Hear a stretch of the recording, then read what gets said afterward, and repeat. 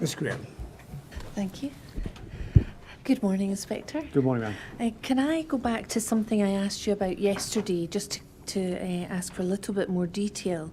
When we were talking about your personal perspective and your personal views about there being more authorisations for armed policing, I asked you a few questions about that. If the inquiry wishes to go back to Police Scotland and ask about data and maybe statistics, is there a particular department that would be able to help us in relation to determining how many authorisations are granted, how many incidents they attend? I think the Analysis and Performance Unit of Police Scotland would be the logical department to be able to look to, who normally compile data of that sort of nature. Great, thank you very much. Have you ever seen any data for anything like that? No, ma'am, no. Yesterday we were looking at Module 4 of the 2017 manual, which is PS 18539. And if we could just finish up looking at that. I think we finished on page 5 and I'd like to move on. I'm not going to take you through pages 6 to 8 in any detail. We've heard quite a few, we've heard quite a lot of evidence about ABD, and we heard from Dr. Stevenson last week about this. But if we could look at page 7 and 8, let me just check. Page 6 it is. There we are. So this is section 4 on acute behavioural disturbance. And I'm interested in the signs and symptoms, which are on the right-hand column. We have heard quite a bit of evidence, as I say, on this, and it's very largely similar, if not the same, to the 2013 manual in many ways. But there was a bullet point here that says, non-responsive to the presence of authority figures, unable to follow commands. That's new in the 2017 manual.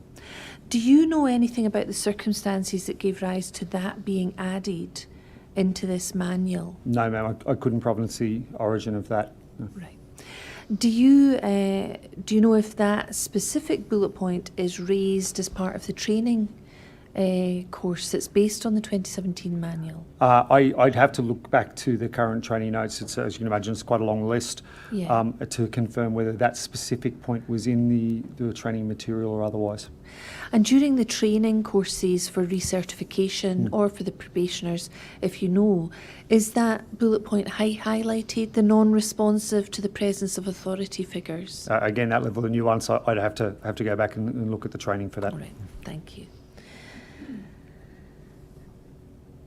Can I also ask you about some further questions about de-escalation? We looked in the module on tactical communications yesterday, PS 18538.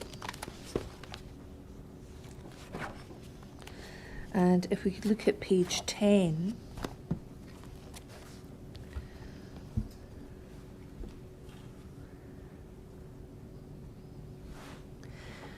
Now, this is a new section that was added to this manual, section 10, de-escalation strategy.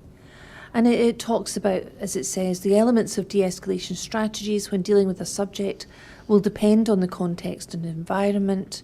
And that's very much what you were saying yesterday. And it then lists 14 principles, which we can read at our leisure. We have heard evidence that from a number of witnesses that in the 2013 manual and the training that was given at that time, there was an emphasis towards officers gaining control of a subject. And that now, since the 2017 manual, de-escalation has been inserted into that manual in a more significant way than it was before, and there's been a shift in the training, and we've heard that shift has involved maybe greater recognition of people with mental health difficulties, and the way they may behave and have to be managed, and also a greater emphasis on de-escalation and communication in a way. And I wondered if you had any views on that or comments about the training now, and is there more emphasis on de-escalation? Yeah, I do think that's a reasonable conclusion to make around where the training sits and where it's moving in the future as well. As I mentioned, I think yesterday, this chapter as an example is out with our force negotiations unit to examine the content, to look to bring it up to date with the latest thinking from their perspective as our service level experts on how we can best integrate the most current principles around tactical communications and de-escalation into everyday policing. Certainly our plans moving forward with that are to integrate that not just within operational safety training, but throughout the initial training period. So I think I mentioned yesterday that it's not just in operational safety training where officers undertake scenario-based training. They do that at different periods of their initial training through different modules, be it roads policing, dealing with the vulnerable criminal elements and the like. Our expectation moving forward is that we should see a model of communication that can be employed throughout that training, and that we would like to see that model debriefed and reinforced. So not just in operational safety training, because it's not just in use of force matters that officers deal with members of the public. And these skills and strategies can be of wider use in any way we deal with members of the public, because as we know, the members of the public don't tend to call the police because things are going well. And so the ability to be able to employ these strategies more widely than just in a use of force context, we think is important. But also it gives us a chance to reinforce that model consistently throughout training to better embed this as a method of communication moving forward. And I would say it's important to understand that we're not talking about a choice here between de-escalation and use of force. I think we can accept and understand that it's a more complex picture than that. But we'd still expect our officers, when they're capable and when they're able to, and when the situation allows for it, to be able to employ these type of strategies. And so trying to come to an agreed model that we can use consistently, and again, even between comparable programs like ourselves and the TASER program, which is similar, we think is an important step moving forward. So even with the TASER program, is there an emphasis on de-escalation also? Yes, and I think I mentioned yesterday, myself and Inspector Young working in comparable programs. I think it's important that we move forward together with that. So again, the officers who then have subsequently attended initial training, have attended recertification training and adhering similar strategies. When they attend TASER training, they again hear and get reinforced with compatible strategies. So we're reinforcing that same model throughout the whole learning environment that the officer attends. So is there now a recognition that consistency across all areas of training can reinforce positive messages to officers? Yeah, I think that's accurate, and it reinforces that understanding that we have limited training time, and if we wish to reduce opportunities for skill decay, if we wish to embed schemas of training over a long period of time, that takes consistent investment at every opportunity we get to interact with an officer when it comes to training. And that over a longer period of time, that consistent investment starts to pay off because the officer only gets that message moving forward, albeit updated by any advances in our understanding. But that longer term investment pays off in establishing those schemas for an officer over a longer period of time. And from your experience, do you find that repeating that message and reinforcing that message over a period of time helps officers digest and comprehend and use the training? Yes, it's more likely that if we continue to reinvest in those similar messaging every time we have that opportunity, we can look to reduce potential for skill decay. We can look to embed those key messages and learning as the schemas that they fall back on as operational pressure increases as well. And it makes the best of the training time that we have and the contact time we have with officers. Can I ask you how you handle the situation where officers have perhaps been in police for many years and were trained 10 years ago, 15 years ago or more, and learned a different, or possibly learned a different way in their early training. How do you balance what they learned originally and what they've used for many years with this emphasis, renewed emphasis on de-escalation? Yeah, I think it's a really good question, because it's a really tough ask. We have officers who've been trained a certain way over a lot of years, and that's going to take time to be able to change those methods for them. And all we can do around that is look for that consistency. We can look at alternate training models as well, and how we perhaps start to inject different opportunities for officers to be exposed to that training. And as one example, for instance, in the beginning of next year, we'll be looking at trialling a monthly operational safety training model in certain areas of the country as a test of change, to see whether we can look to lessen skill decay, increase operational effectiveness through that methodology. To my mind, that's never been trialled anywhere else. We'll have our analysis and performance unit analyse the results over that and see if we can reduce injuries to both officers, subjects, and increase their abilities and their confidence around having to use these techniques in challenging environments. Can I ask you to look at your inquiry statement, please?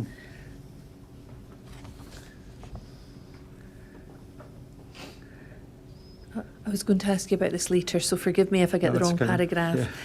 I think it's paragraph 192. I may be wrong on that.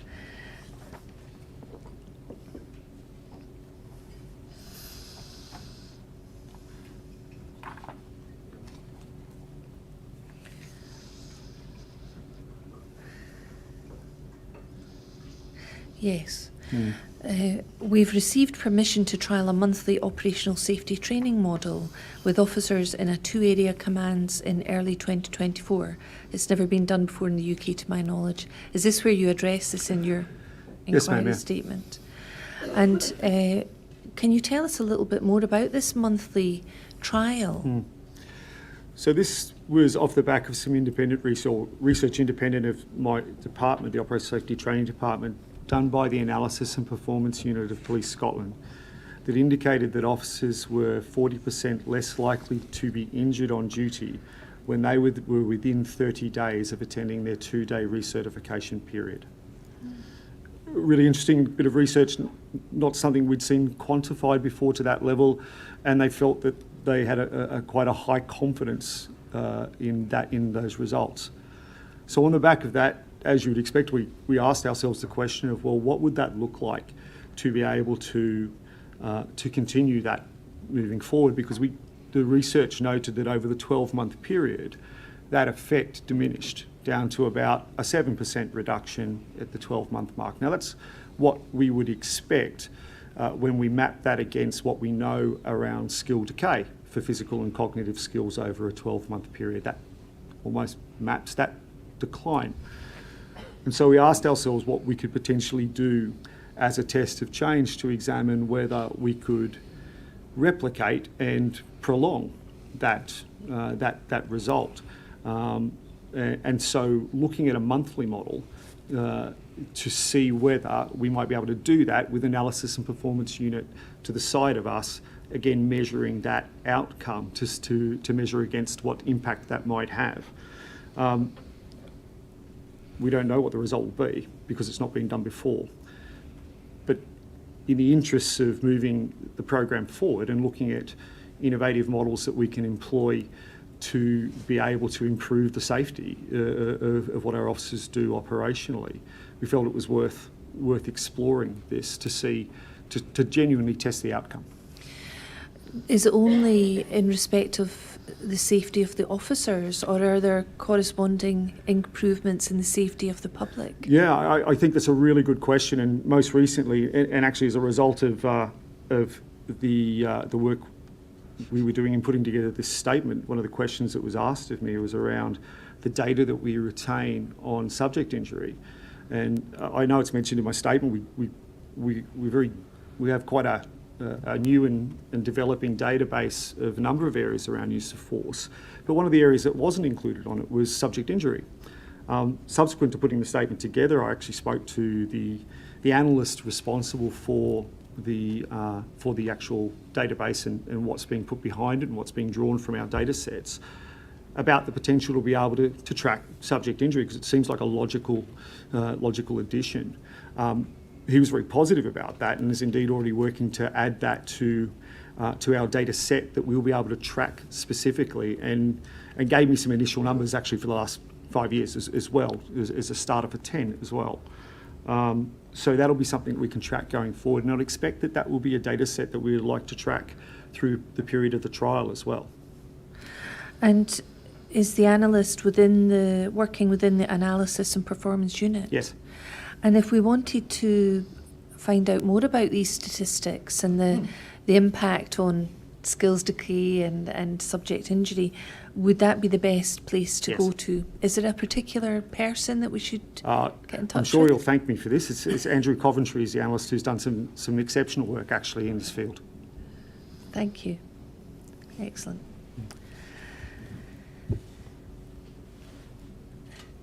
If we could go back to the manual, please. If we could look this time at PS 18537 and page 14, which is the tactical options model. I asked you questions about this yesterday. There we are. And we see just towards the bottom of that page, if we could look at that, we see that tactical positioning, tactical communication, we talked about this.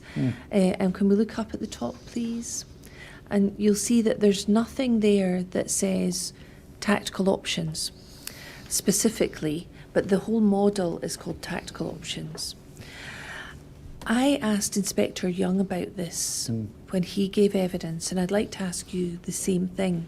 We've heard evidence in the inquiry about the tactical options that are open to officers in attending a knife incident. And we talked about this model yesterday. I specifically asked him about other evidence we've heard regarding 4 options. I think you've listened to Inspector Young's evidence, haven't you? Yes, I have. So you probably remember me asking him about 4 options. Yes. One was a remote rendezvous point, an RVP we were calling it. One was observe, wait, feedback. Again, there was not engagement with the subject, but they would be closer, not in a remote position. The third was de-escalation, which involved engagement with the subject. And the fourth was, we called it verbal dominance, a hard stop. Okay. And I asked Inspector Young what training from the 2013 manual, what training prior to 2015 was available to officers about those 4 options, when to use them, how best to adopt those. And he said to me that there wasn't really any specific training in the 2013 manual in relation to those options. Now, if you wish, I can give you a full and detailed explanation of the evidence we've heard on those. But if you've heard Inspector Young's evidence, you maybe don't need that. Yeah, I'm reasonably familiar with the 4 sets of fine with circumstances. those options. So I'm wondering, in the current training programme, based on this manual, is there training given to officers about those options? Those options. Perhaps if we could go through just the name of each option, I could give you some thoughts on it. So the first was the remote rendezvous point, RVP we were calling it. And this came from a suggestion in evidence that the officers could have travelled to the Gallagher's pub, park in the car park, so it's removed from the area around the bus stop in Hayfield Road, but they could observe, wait for everyone. They would give them the opportunity to wait for other people to arrive. They could have their roles identified. They could watch. If the subject moved away, they could change what option they were going for. If members of the public suddenly descended, they could take a different view. But it was really just about the concept of an RVP and whether that is part of the training now. It's not part of operational safety training, but we wouldn't expect it to necessarily be in the OST component. RVPs, to my recollection, are taught as part of incident management in their initial training. That's for probationers, Yes. is it? Right. We would expect an RVP normally to be used as a precursor to the arrival of specialist resources if they are assigned, perhaps. We wouldn't necessarily, I think, be discussing an RVP in the context of simply a set of unarmed officers looking to attend an incident, because I think we would be challenged by working out the purpose around that and the utility. So is RVP and the purpose of an RVP, or the circumstances in which one would be decided upon, an ad hoc RVP, is any of that part of this 2017 manual? No, not to my knowledge. It might be in the section on stay safe principles, but I'd have to again look at the manual manual area there to have a look at that, just to refresh my memory. Right. I think stay safe principles are in module 1, aren't they? I don't think I've got a copy of that in front of me, but we do have a reference to it somewhere.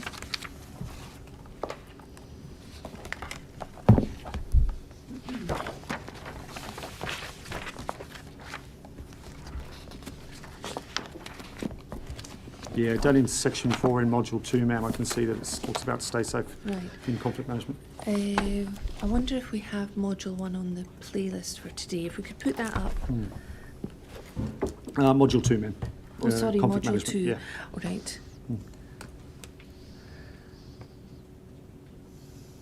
And did you say section 4? Yeah, I think section 4, yeah. Section 4, please.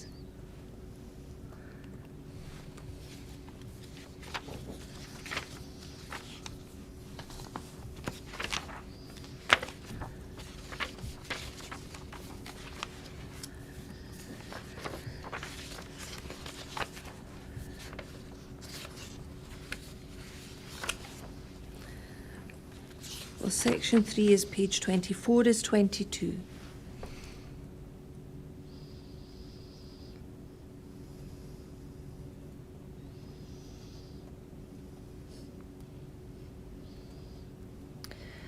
So section 4, stay safe principles, and that goes on to page 23 as well, I think. So where in this section? So you can see, as I mentioned yesterday, around RVPs and the like, this is where officers get their understanding of how to integrate with firearms officers in their initial training, and obviously can refer to the manual. It talks about the deployment of authorised firearms officers here and when they may be authorised. And if you look onto the second paragraph, sorry, if you can go back up again, please. If you look onto the other side of the page here, you'll see some of the general tactical options that may be considered by firearms commanders and armed officers are those. And if you follow that down a little bit further, you'll see it. That's the bullet points: waiting, yes, taking mitigating action, keeping the subject under observation, and carrying out an investigative assessment, containing the area around the subject, minimising the opportunity for harm, communication with the subject, and taking decisive action. And you'll see the next paragraph there talks about unarmed initial responders also considering these generic tactical options when responding to a firearms incident. And that's why I say that we would consider RVPs or waiting, those very much those matters that you've gone through, if we were looking at an armed deployment, if we're looking at specialist resources to attend to deal with the threat. As far as its utility for unarmed officers at that point, I can understand that it would certainly be a tactical option. I guess the question for myself would be, would it meet a working strategy of maximising the safety of the public? It would certainly perhaps minimise the risk to the officers and perhaps minimise the risk to the subject. I think it would be challenging to suggest that a tactic such as that in that circumstance would maximise the safety of the public, given the opportunity for the subject to make off from officers or to engage in a residential area, for instance, with other members of the public. So in terms of the training that's given to probationers or to those undergoing recertification under this manual, is this the section where there would be some discussion about these bullet points? Yes, yeah.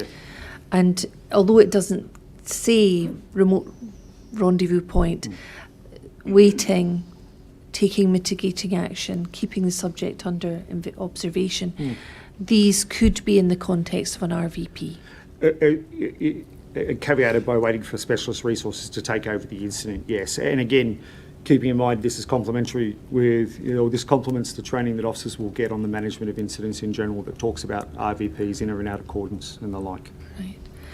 And then the second option was observe, wait, feedback, but not at a remote point, closer to the subject, and feeding back to ACR with what their observations were. Would this also be within those bullet points, that concept? Yeah, I think that's reasonable. Plus, it falls in line with the same concept that we speak to officers about in taking a tactical pause before potentially moving forward into a set of circumstances. Again, I'd probably caveat that around the whether for unarmed officers that meets the working strategy about maximising the safety of the public, but that will be situation dependent. I think, any time, if the matter is not going to be dealt with by specialist officers and it is for unarmed officers to manage, maximising the safety of the public is going to be their highest priority at that stage, is in conjunction with maximising the safety of the subject as well. But they'll have to balance that off dynamically against what they're seeing, and in particular, the opportunities for the subject to perhaps make off and for them to lose the subject at that point in time. Yeah, we've heard evidence about the benefits and disadvantages of that as an option. But in terms of the training, this is specifically part of Module 2 and would be trained to refreshing recertification students and probationers. It's not a specific topic in recertification at this point in time, but we'd expect it to come out in any discussion around these issues. And how much time do you spend normally in training on stay safe principles? For recertification or for initial training? For recertification in particular? Not a significant amount of time. Again, it's not a specific part of the theory that's recertified every year. As you can imagine, the time is quite tight and issues are prioritised as to what's taught over that 2-day period. But again, it's something I would expect to come out when we're talking certainly about edged weapons in conjunction with the cut principles. And when it comes to edged weapons, the cut principles sort of took precedence over the stay safe principles because they were designed at the time to be more refined around edged weapons. But the principles are similar. And I think when Inspector Young gave evidence, he said that an RVP was quite a commonly known tactic amongst officers. And he said it may form part of the probationer training programme. It may also be mentioned in the incident management training as well. Yes. He thought it was probably more heavily emphasised in incident officer course. It's certainly emphasised in the police incident officer course that I did, and to my knowledge still is. Right. Remaining with the stay safe principles for the moment, we've looked at 2 of them. In relation to de-escalation, I suppose, would the bullet point communication with the subject really cover that sort of aspect?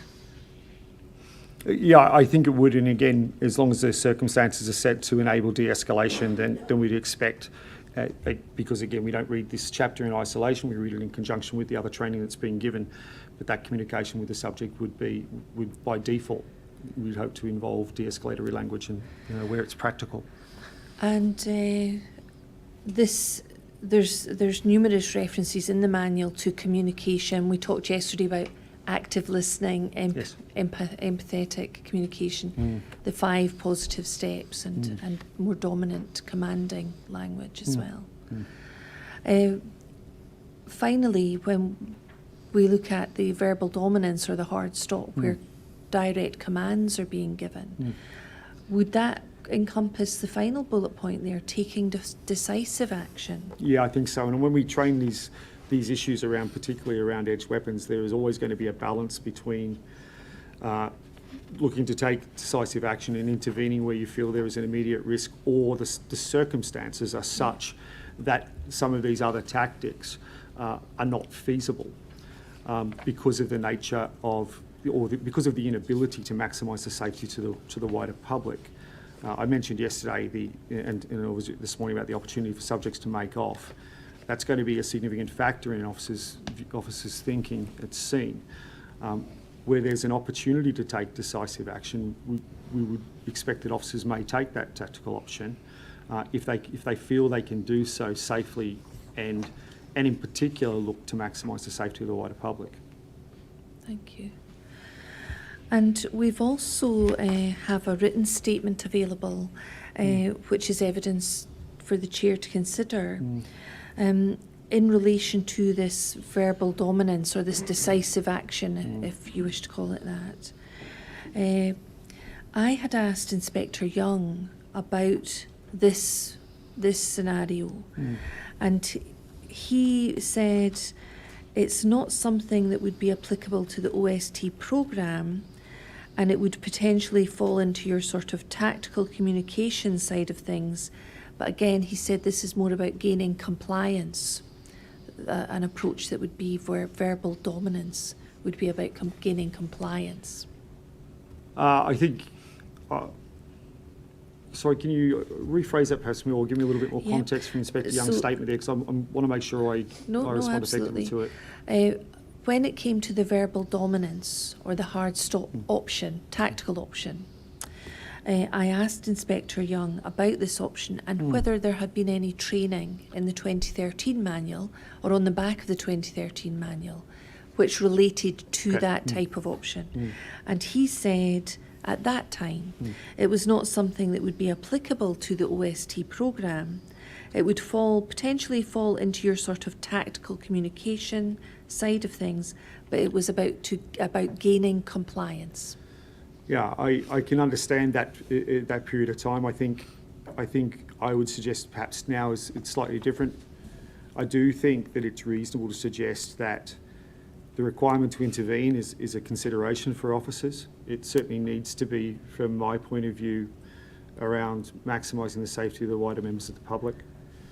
An incident such as we've discussed in theory here would require officers to be making fairly snap decisions and automatic decisions about taking opportunities to secure a subject. So I don't think it's just about gaining compliance and verbal dominance. I do think it's about control, where opportunities are perhaps taken to control a subject, to protect the wider public and bring the incident to a conclusion and negate what is a lethal threat for unarmed officers to be dealing with.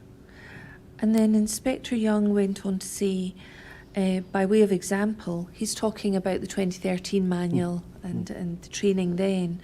I experienced some instructors telling students that the best way to deal with someone who is in possession of a weapon or a knife is to physically control them, because that way they can't hurt you.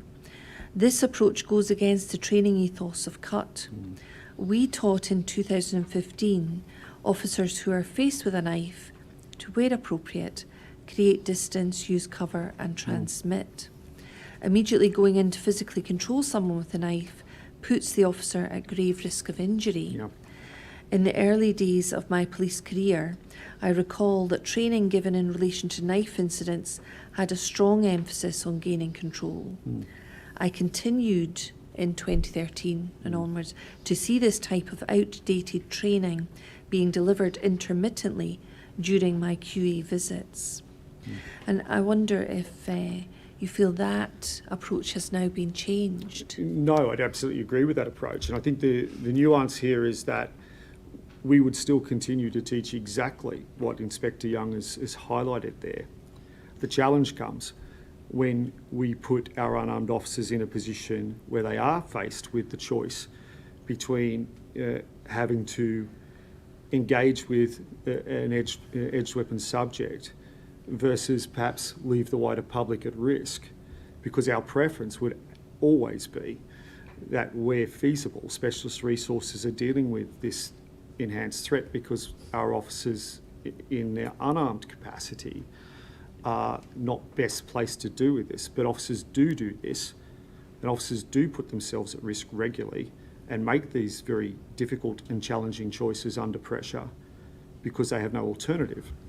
and the alternative is perhaps allowing an edged weapon subject access to wider members of the public. So I don't think we're inconsistent with our training now as to what Inspector Young was putting forward then. I Well, just that think he was saying that he experienced instructors telling people the best way to deal with someone in possession of a knife was to physically control them. And it was about gaining physical control. But he was saying that went against the training ethos of cut. Yeah, I know we would absolutely prefer our unarmed officers never to have to engage with and actively control an edged weapon offender or an edged weapon subject because of the risk they pose to the officers. And so I don't think we're inconsistent at all with Inspector Young's thoughts and approach there. But I do think we have to be realistic and understand that there will be times where officers are faced with that extremely difficult choice. But in terms of the training that they're given, are they trained to avoid of putting themselves at risk? Yeah. Or are they trained to take physical control? No, they're trained to avoid putting themselves at risk, with the caveat that we recognise that there are times when the choice will be they put themselves at risk or the wider members of the public are at risk, and officers will invariably choose to put themselves at risk at that point in time. Right, thank you. And then we also have evidence, a written statement from Graham Patience, who was one of the instructors in relation to the 2013 manual.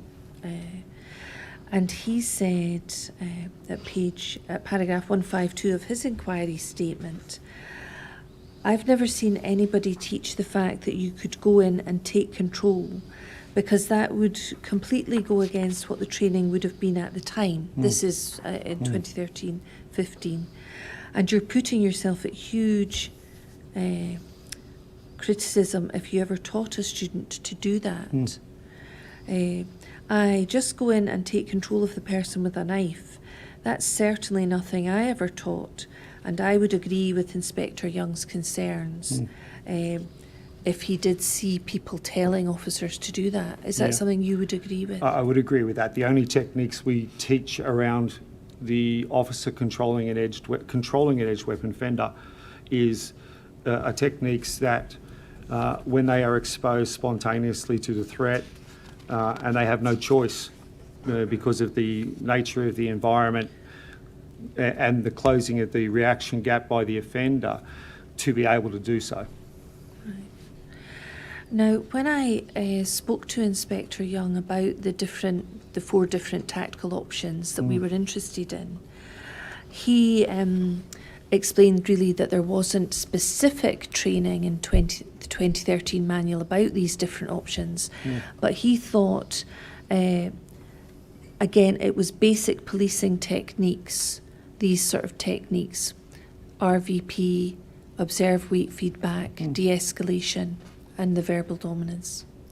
I think that's reasonable. I do think we cover the tactical options model still now in each of our theory sessions, and we'd run through any of those options and how relevant they were. And we use a video, we use an edged weapon video right now to be able to use as a way to be able to explain how those options might apply in that set of circumstances as part of the theory training in each recertification and in initial training at the moment. Right. So perhaps more emphasis on these in the current manual and the current training. Yeah, I would think so. Thank you.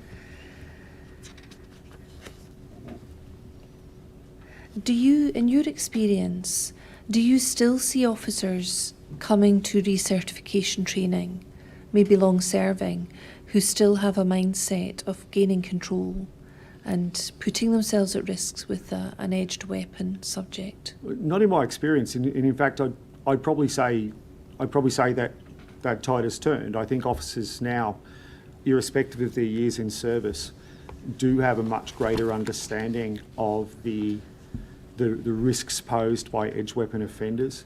I think they realise that when they're in a situation where they're potentially exposed to that, they are at great risk.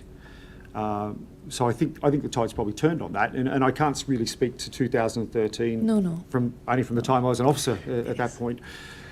But in my experience, officers I think now have a greater understanding of edged weapon threat and the risk that it poses to them.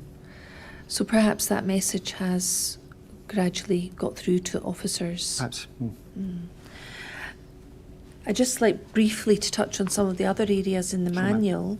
The use of sprays, that's one of the specific modules. You said yesterday, module 10, irritant sprays, that is, everyone now has PAVA. Yes, ma'am. And has the training in relation to PAVA, now that everyone has that developed over the years, or does it remain very similar to the training that was given in the 2013 manual? I'd have to compare the 2013 manual to the current irritant spray. PAVA has certainly different properties than CS that have been put into that will have been put into the manual around that, particularly around the directional requirement to be able to have effect. But I'd have to really compare the chapters side by side.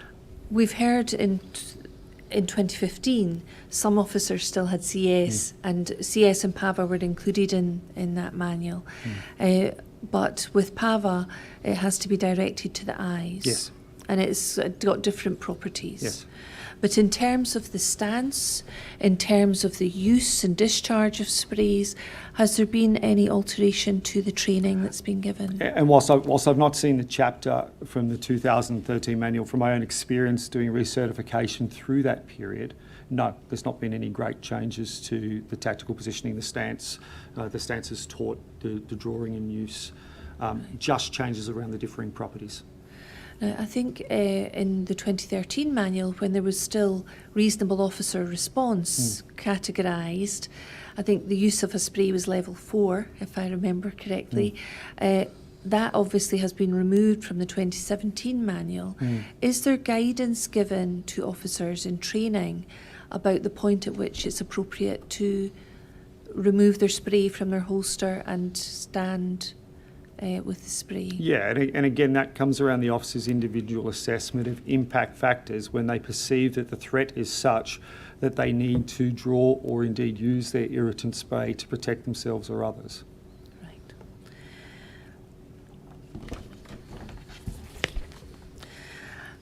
Are officers now taught to simply, if they alight from the vehicle, that they should have their spray in their hands if they're approaching any subject? I think that depends on the nature of the call and the nature of the risk. It's not unusual for officers to, depending on the threat identified already in the call, to have PPE, be it PAVA, be it baton, prepared to be able to use in order to be able to react effectively to the perceived threat that they're attending. We teach discrete methods of carry for both PAVA and baton to allow that to occur so that the officer can still adopt an appearance where it's required that could appear de-escalatory and not necessarily aggravate a situation, but still have their PPE ready because they will need to react to the subject and that will take time. And so preparing PPE through discrete carry is a methodology that allows them to more readily employ it should they need it based off the threat. And we've heard some evidence about this. Is this where they remove it from the holster but hold it down at the side of their leg? Yeah, it might be to the rear of their body or down in the case of the spray, or down to the side of their leg in the case of the baton. Thank you. And module 7 is the baton in the 2017 manual. Are there any significant changes? Well, you maybe don't have an understanding of that, but in terms of the training in relation to the baton, it continues to be the case that there are different areas of the body which are treated differently, or officers' awareness is that if it's in the head, that is higher risk. Is that correct? Yeah, that's still the case. That still remains the position. It still remains the position. That they're given different areas of the body and different levels of risk. Yes. Yeah. Thank you. I think yesterday you may have mentioned a safety officer.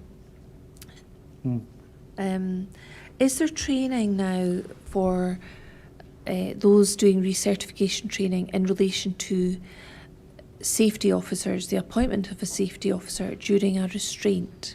There's two areas in our manual at this point in time we discuss safety officers. We do discuss it during acute behavioural disturbance or positional asphyxia management. We do discuss it with regards to violent prisoner teams. So officers do get, the appointment of a safety officer gets discussed in that context. Where we don't discuss it is in terms of general restraint, where our expectation is that all officers who are involved in restraint have a responsibility to the individual for their well-being and safety. And the reason why that doesn't apply equally across to more general restraint is the dynamic nature of that restraint. Whilst it would be ideal if we could seek to appoint a safety officer in every instance, what is safer from our point of view for the subject is fast and effective restraint. And given that, we, for instance, have 2 officers attending and you have a third officer attend, if the 2 officers at that point in time have not been able to safely secure the subject, the safest and most effective thing for the third officer to do is to support that restraint, to get the subject secured as safely and as quickly as possible and look to mitigate against those wider risks. We wouldn't necessarily be expecting for the officer, say the third officer arriving, to be stepping out and looking to direct the restraint while their colleagues were still actively struggling with the subject and hadn't got them under control. There are additional factors around that as well, as that whilst the 2 officers might be still struggling with the subject in a dynamic external environment, unlike, say, for instance, a custody environment, the 3rd and 4th officer may be required to protect the officers and the subject from the wider crowd. So again, they'll be diverted from that opportunity. The other aspect around this is that we are asking a lot potentially of officers who are actively involved in a restraint where they may or may not be injured themselves. They may be under significant pressure and focusing on the subject, to be able to take the cognitive step to divorce themselves from that, to step out into potentially another role. And that's why within a custody environment it's a lot more relevant and a lot more feasible, because we have a much more controlled environment. Many restraints are pre-planned in custody, and you see this certainly in the prison service as well. And you can start to appoint custody safety officers at that point in time who can specifically be responsible for just the well-being and safety of the subject. In the broader context, in the more general dynamic context, it's a lot more challenging to be absolutist and say, hey, we are going to appoint someone as a safety officer. And I think it's perhaps perhaps an unrealistic standard to expect in a dynamic incident where officers have multiple responsibilities and roles. And of course, we might only have 2 officers at scene. And that's why we take the approach that it is every officer's responsibility to be able to look after the welfare of the subject. And indeed, an officer, for instance, an officer who might be responsible for securing an arm to handcuffing might be in the best position at that stage to be able to monitor the subject. An officer who's completed their responsibilities in securing the subject's legs and subsequently rolls off the subject might be in a better position at that stage to be able to assess the well-being of the subject. So I understand the concept, and we've explored the concept and discussed it at length on this issue, but we still consider it safer right now to ensure that all officers have a specific responsibility. We think it's realistic in the dynamic environment to not be absolutist at this, because we don't think that is particularly realistic in some of those circumstances. But important also to retain it in our more controlled environments wherever we can. So in a dynamic situation, in terms of the training that you're giving to officers now, it sounds like there's no absolute requirement imposed on officers to appoint a safety officer. No, there's an absolute requirement to impose on officers that it is all of their responsibility to look after the care and well-being of the subject. Right. Before I move on to their responsibility, can I ask you, if someone is standing, so if there's more than 2 officers, more than 4 officers, and someone is standing slightly removed from the actual restraint which is going on, say an acting sergeant. Would you nowadays be expecting them to effectively nominate themselves as a safety officer if they're not actively engaged in that dynamic? We wouldn't be absolutist on it, because the sergeant may be involved in commanding the incident and involved in wider activities than just dealing with the restraint. I think it's difficult to be absolute on it. Of course, we would want an officer to be able to monitor the subject as best they possibly can within the scope of their ability to be able to do that. We wouldn't be prescriptive in expecting someone to act as a safety officer, although we wouldn't preclude it either. We'd be more than content if someone has the ability to be able to do it, to do so. So in this regard specifically, is the priority for officers carrying out the restraint and gaining compliance rather than monitoring the safety of the subject? No, I think that's an either or, that we wouldn't make a distinction between. I think realistically, the safe and effective and rapid security of the subject is the overall goal, because that's the safest thing for the subject as well. There's an ongoing requirement and a parallel requirement to monitor the care and well-being of the subject whilst that's ongoing. These two are not exclusive, and in fact they go together and they must go together. But ultimately, that depends on resources and the ability to execute that. You know, if it takes 4 officers, for instance, to control a subject, well, it takes 4 officers, and you know, the faster and more effectively we can secure that subject and start to take those mitigating actions, then the safer we are, the safer the subject is, and the safer the officers are as well. Looking at restraint, we've heard a lot of evidence about the risks of restraint, and we've heard evidence about how it should be conducted, and in relation to ABD, or people who are vulnerable, who are vulnerable because of mental health issues or through drink or drug intoxication. And we've heard about the risk of cardiac arrest, the risk of very sudden collapse. We've heard that they can stop breathing very quickly. When we look at this manual, the 2017 manual, we've looked at the 19 modules, and none of these modules are actually on restraint as a topic. Now, I just wondered if you had any views about that, because obviously the risks to people of different types are very significant. And I wonder, do you feel that the current manual places sufficient emphasis on the risks of restraint rather than dealing with restraint in relation to a lot of different topics? Obviously, mental health, ABD, empty hand techniques, edged weapon techniques. Restraint appears in many, many parts of the manual. Do you feel that the dangers of restraint and the concepts of restraint might be better presented in their own module? That's an interesting question, because I guess I would perhaps challenge the view that none of the manual deals with restraint. I think it is a golden thread right through the manual, because that's what.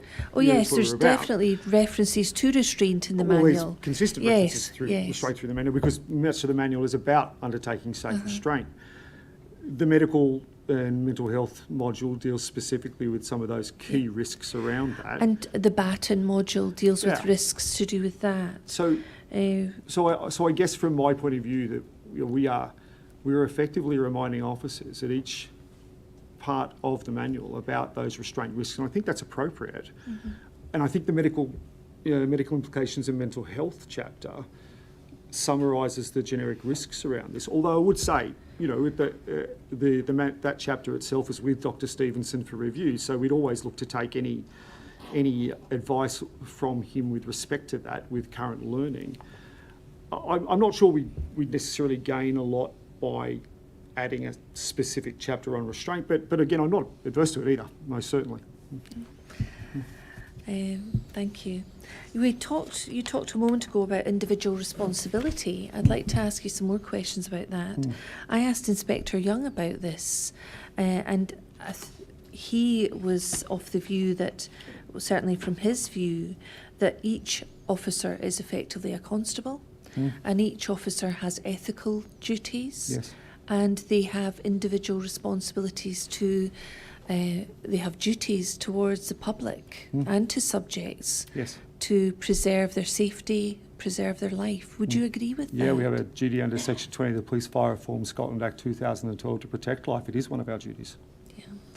And so is this something that's reinforced to officers during recertification training? Yes. And how does that individual responsibility look in terms of if an officer sees something that's going on that causes them concern, that they are concerned that perhaps there is a serious risk to the subject's health or well-being? How would that individual responsibility manifest itself? We'd expect the officer to speak up and make themselves known. And for all the difficulties that can entail, we would absolutely expect an officer under current training to identify that risk to his or her colleagues. We've heard that the police, obviously it's a hierarchical organisation, there are a number of different ranks, and there can be very senior ranks and constables at scenes. Do you feel that, have you any concerns about individual constables maybe not feeling able to speak up if someone of a senior rank is present? I think it's an interesting question. It's not been my experience that constables will struggle to speak up in that sort of instance. I've not experienced that challenge personally or professionally, where particularly when it comes to the safety of a subject or operational safety. Operational safety is something that is taught to all ranks at the same level who are operational who deploy operationally. So it's quite a levelling experience. There's no rank in the operational safety training arena per se. All officers of all constables of all ranks engage in the same training and receive the same training inputs around the techniques. So it's not something I've experienced in the past or have any great concerns about because of reports back to me on that issue. And so that concept of individual responsibility, is that maintained in the 2017 manual? And that's been around for a while, has it? And it's maintained in our current training as well, and it's reinforced through both operational first aid and through the operational safety training syllabus, where we get to those points where it's relevant around, say, ground holds or the like, that everyone's responsible for looking after the subject. And that will be taught to probationers? Yes. And also to those doing recertification? That's correct, ma'am, yeah. So you don't imagine any difficulty really for an officer at a lower rank interjecting perhaps and saying, hang on, I think there's a problem, or that doesn't seem like the right way to do something? You know, I can't preclude it, but I've certainly never heard any concerns raised about it or witnessed any concerns about an officer of any rank raising issues about the safety and security of a subject in particular. Thank you. I'd like to ask you about some miscellaneous questions about training. These may be beyond your OST remit, and if so, please just say. Are you aware of any training given to either those doing recertification or probationer training on the following topics? Seizure, entry and search of properties? No, it's not covered in operational safety training. Best practice in relation to obtaining or recording consent? Again, not covered in operational safety training. Legal requirements about securing authority or obtaining warrants? Again, ma'am, not an operational safety training subject. Legal authority for arresting people? Officers get covered in their operational safety training theory the times that they can use force, and one of those is, of course, in effecting an arrest, but the legal authorities around that are not covered in depth. Delivery of death messages or liaising with family and friends of a deceased? No, not covered in OST. Post-incident procedures? Not covered in OST. Post-incident management, gathering items from a scene or analysing any of that? No, again, ma'am, no. Securing or preserving evidence, clothing, footwear, forensic recovery? No. Completion of operational statements? We do discuss in both initial training and in recertification training the tactical report writing and giving officers a framework of how they can best explain use of force in a manner that is consistent and accountable. And the tactical report writing guide remains available for officers both online and physically to print out should they require it. That's conducted certainly in initial training and refreshed briefly in recertification training as well. I think in the 2017 manual there's Module 18 covers tactical report writing. Yes. Is that where that might be covered? Yes. And use of force forms? Yes, it's covered in initial training and in recertification as well. Is that part of the Module 18 tactical report writing? No, it's a separate subject that we cover because Oh, it's a it's specific form, as you may be aware, for our HR system. And so we cover how to fill that form out and what the expectations are about when it should be filled out and completed. We've heard that these are done on the scope system now, That's is correct, that yeah. right? And use of spray forms? Is that Same thing, covered in same thing. recertification and in initial training. Right. And completion of notebooks or use of notebooks? Covered in initial training as part of their requirement in initial training, probably not necessarily in detail in OST because the expectation is that they would do that in any incident that they attend, complete their notebooks. Right.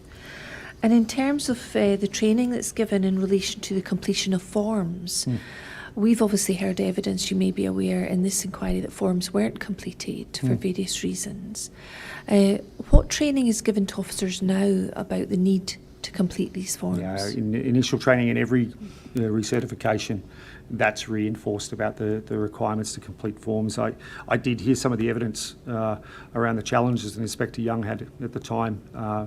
I think I'm now in the current position in a much more fortunate position that I think we've seen a significant increase in the compliance around the completion of use of force forms. I think when I looked last week for the year to date, we were at about 3,700 use of force forms completed, and that is steadily increased year on year from my recollection. And so I noted the challenges that Inspector Young had from drawing data from such a small sample. I think the service is in a much better position now around compliance, and compliance of use of force forms is tracked as part of the use of force monitoring group as well. Is part of the training about completion of forms any discussion? Is there any discussion about consequences of failure to complete forms? No, I don't think so. I think it's a positive approach to looking to explain why it's important to be able to collect the data and encourage officers to do it because it's a smart thing to do for us, both external scrutiny-wise, but also internally for us to be able to collect appropriate data to support officers moving forward in training as well. And in terms, you said there were 3,700 use of force forms. Is that in line with what your expectations would have been? Yeah, I think that's certainly tracking over the last sort of 5 years. That's an increase on year-to-date average at the moment from recollection. And so I think looking to hit about 4,000 forms, I'd suggest by the end of the year is probably about where we would expect to be. And over the last number of years, the service has taken a number of steps to look at increasing compliance, and we have seen a pattern of increasing compliance over that period of time. And as I said, that's tracked to ensure that we remain on track with that. Thank you. And the analysis and performance unit that you've mentioned, are they involved with assessing the completion rates of these use of force forms? Yeah, they're the unit that's responsible for pulling the data forward into our data dashboard that we use to be able to track that sort of data. And are they involved in analysis of the data that they've gathered? Yeah, and certainly when directed, they can be targeted at any area that we wish to look further analysis. They can be directed by the use of force monitoring group, for instance, to look at specific areas of data and come back and report to the group. Thank you. Is there any mention in the current training programme about the potential for disciplinary proceedings if forms were not completed, or is that too negative? No, it's not to my knowledge. There's no mention of that at the moment. Right. And does the position remain the same with use of spray forms as use of force? Yes. Thank you. And so again, the analysis and performance unit will be the people who would know about completion of those? Yes. Is there anything in the training programme now about what officers do once they've discharged a spray, completed the use of spray form? Is there any training given about what they then do with the canister? There is. Ironically, that policy is actually being redeveloped at the moment, and will be coming out once consultation is completed. The working group's working on that right now to do that. So, thank you. What's the name of the working group? It's the PAVA Short Life Working Group. Right, thank you. Can I ask you about your experience? Are officers nowadays, in the training that you've been given, adopting any techniques that maybe weren't part of the training programme or haven't been part of the training programme, or were part of the training programme 20 years ago? No, I think we see that. I can imagine why it occurred when a number of forces were coming together and you had such disparate instructors in different areas. We don't see that now. We work to a very consistent syllabus, and frankly, we're quite happy with the product. We think the product is a good product, and so we promote the product that we use. That's not to say that, if an officer was to use a technique that was not something we taught, that it would automatically be unlawful or inappropriate. They would still need to be able to justify that in accordance with the Police Scotland test of reasonableness, because we recognise that, say, an officer has spent 30 years doing certain training and they employ a technique.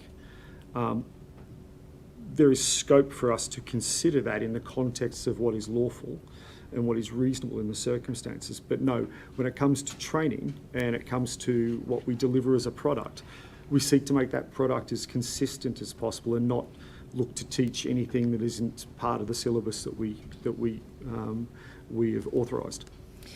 But officers aren't trained that using an unauthorised technique or a technique that's not part of the syllabus is automatically illegal or any of that sort? No, and it would be unreasonable to do so if an officer has got a depth of experience, for instance, that surpasses the training that they've received in the police.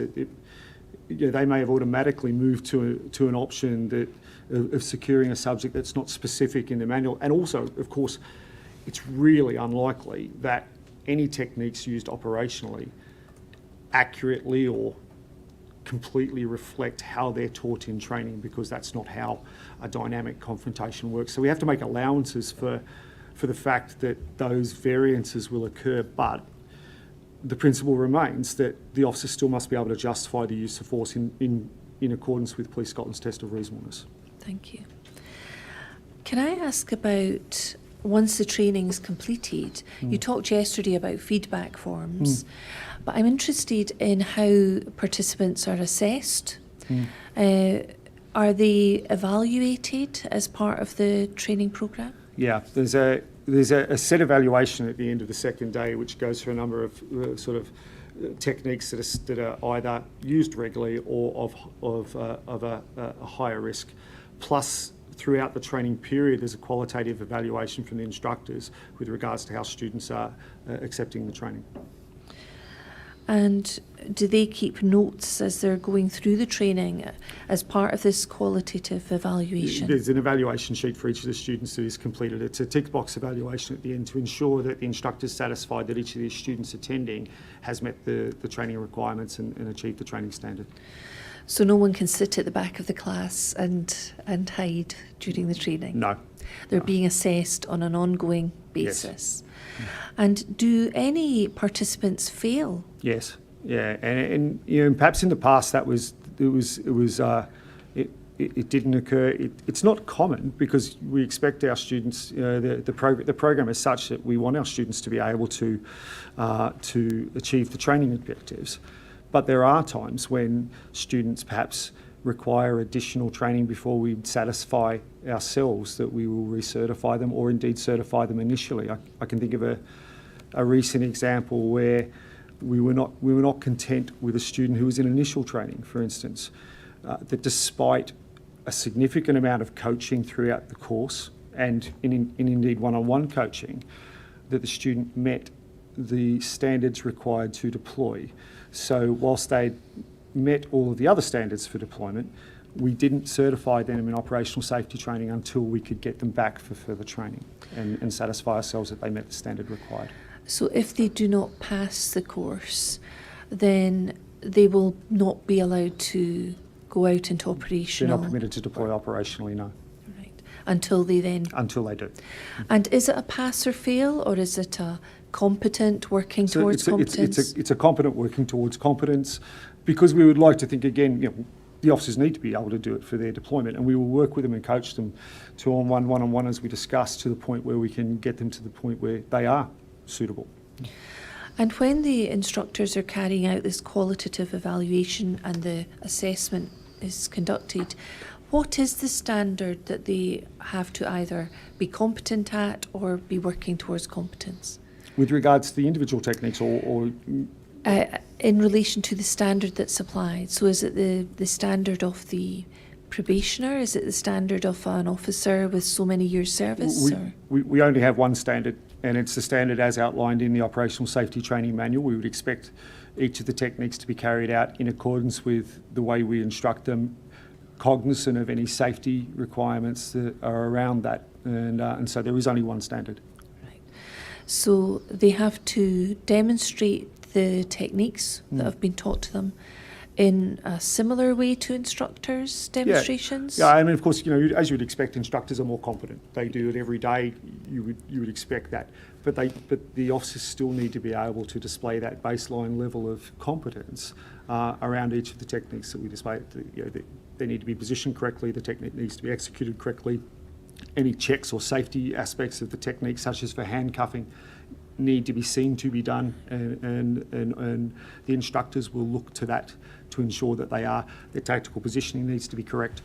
So all of the standards that you see in the Operational Safety Training Manual is what we expect to see when our students are demonstrating competence.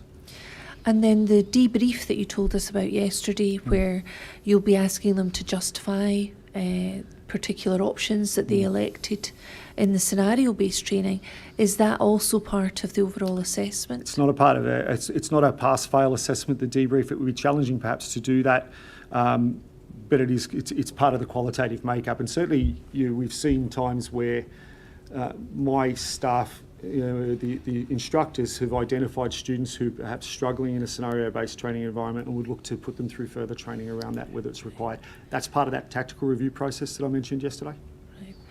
So when the instructor's doing the qualitative evaluation, if something of concern was flushed out during the scenario debrief, that could be taken account of. Yeah, I think the instructors would try to deal with that during the 2-day recertification period as well. But if they couldn't, then they have the option to come through us as their headquarters to approach around looking for more training for the officer. Do instructors want people to pass the courses? We do. We want students to be able to attain the required standard, but what the instructors are really clear is that this is about the safety of subjects and officers, and we don't compromise on that standard because it's too important not to do. Too important for us to compromise on that. Can I move on and ask you? Obviously, just before you do that, Ms. Graham, I wonder if you could help me on a broader aspect of the issue of evaluation. Is there a process whereby you can test whether the training that you're giving is working out in practice in the field? Yes, so it's a great question, and it's an area of development that I think's been accelerated this year through the use of our use of force form data. So we're able to track rates of effectiveness of techniques based off the use of force form reporting. And it's why yesterday when Ms. Graham asked me, I was able to identify, for instance, that baton effectiveness rates currently sit at around 45 to 50%, or spray effectiveness rates currently sit at around 80%. These are not unusual based off the types of PPE that they are. And then we can get percentages for each of those rates and track those across the service, but across individual divisions and areas as well, to help inform our training success. Plus, we have our level 1 evaluations at the end of the training, where officers who are coming back repeatedly can tell us whether they have confidence in their trainings. Externally, we also get every year our federation conducts a PPE and operational safety training survey that provides us with external information on the perceptions of confidence and effectiveness of the operational safety training program as well. Thank you. Thank you. We heard from Inspector Young that in relation to 2013-2015, that at that time some officers would express very negative views about training, and make comments in feedback forums and such like. And I wondered if that culture continues, or if that's something that you've noticed a change in. I've noticed a significant change in this area, and if I'm smiling, it's because one of the most common qualitative comments on the evaluation forms that we see is, I used to think this was the worst day of the year to come and train, but now I think there is a really different focus from our officers as a culture on the importance of operational safety training. I think that's reflected in our level 1 evaluations that show high degrees of confidence, and certainly the qualitative comments are vastly different to what was experienced in 2013, and that's a real credit to the permanent instructors who generate a culture of inclusion, of support, of being able to highlight the importance of why, despite the fact we have 2 days a year, it's important for the officers attending the training to focus. But also, I think it's a reflection on the fact the program is relevant, and the officers see that the contents of the program directly relate to their operational duties, and they can take away from that program and relate to it. So, I think one of the most pleasing things about the program moving forward is exactly that change in culture in the service around the importance of operational safety to their day-to-day duties.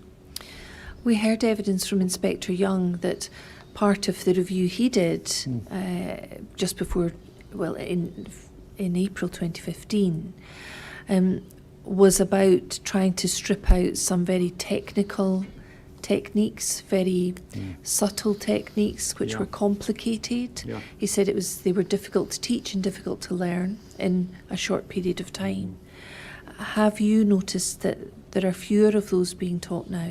We just took 18 more techniques out in the last set of refinement, and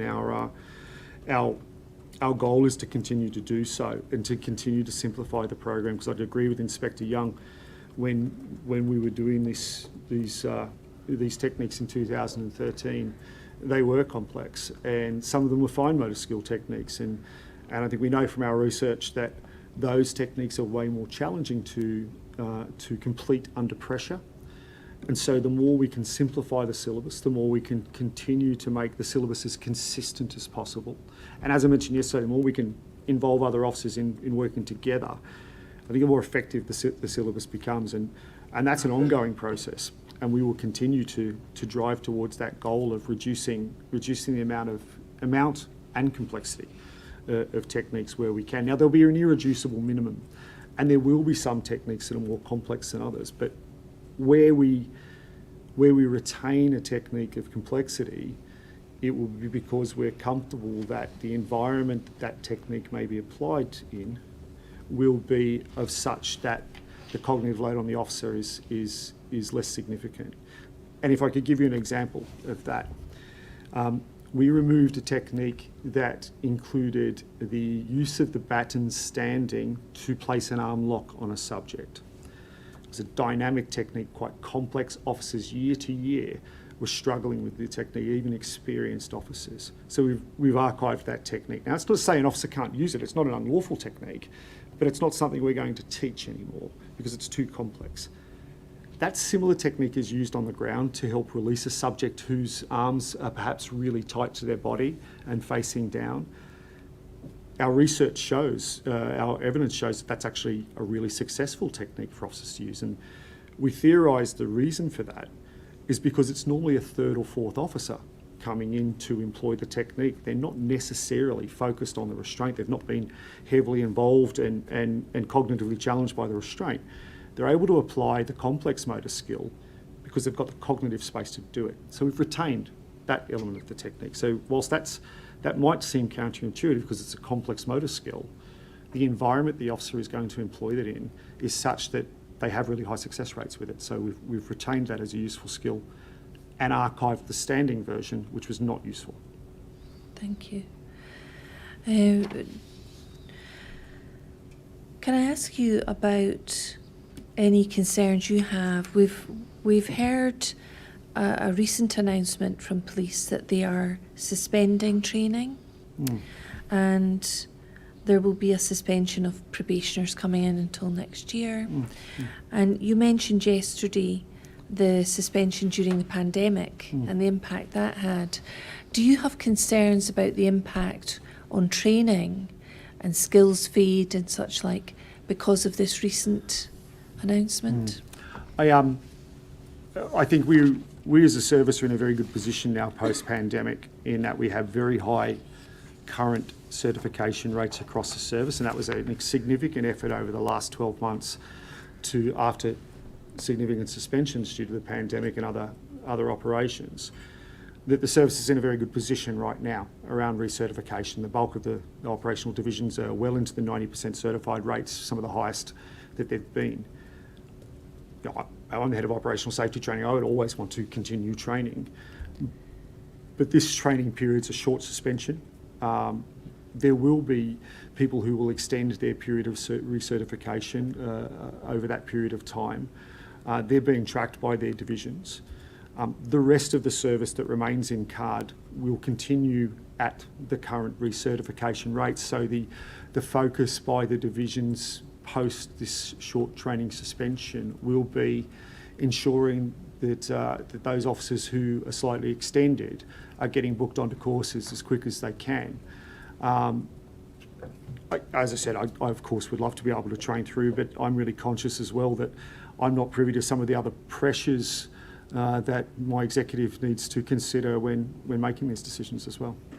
So you don't have any concerns about a backlog building up as you did with the pandemic? No, I think it's a much smaller problem, and our demand management staff are active, and our divisions are actively managing this issue. And certainly from my role and the role of my department is to ensure that we provide the training opportunities to do that, and we'll continue to do so. Thank you. Could we look at your inquiry statement, please, SBPI 00408, and I'd like to ask you about paragraph 17, please.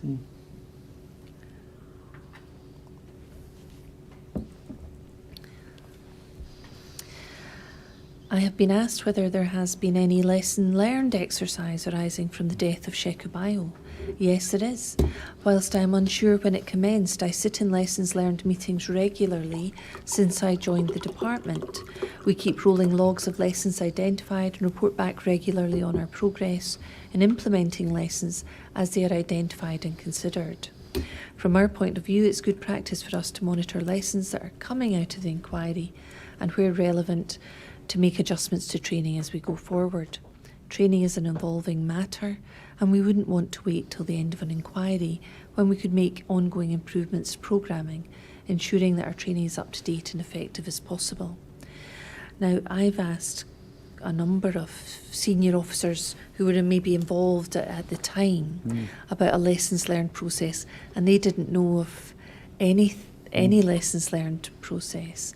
But you have been involved in a lessons learned exercise arising out of the death of Mr. Bayo. Yes, ma'am, we're involved regularly in a lessons, and we are just one aspect of that process that is replicated over a number of business areas. We meet regularly to track any issues that are arising from the inquiry, where lessons can be perhaps explored and learned and implemented early.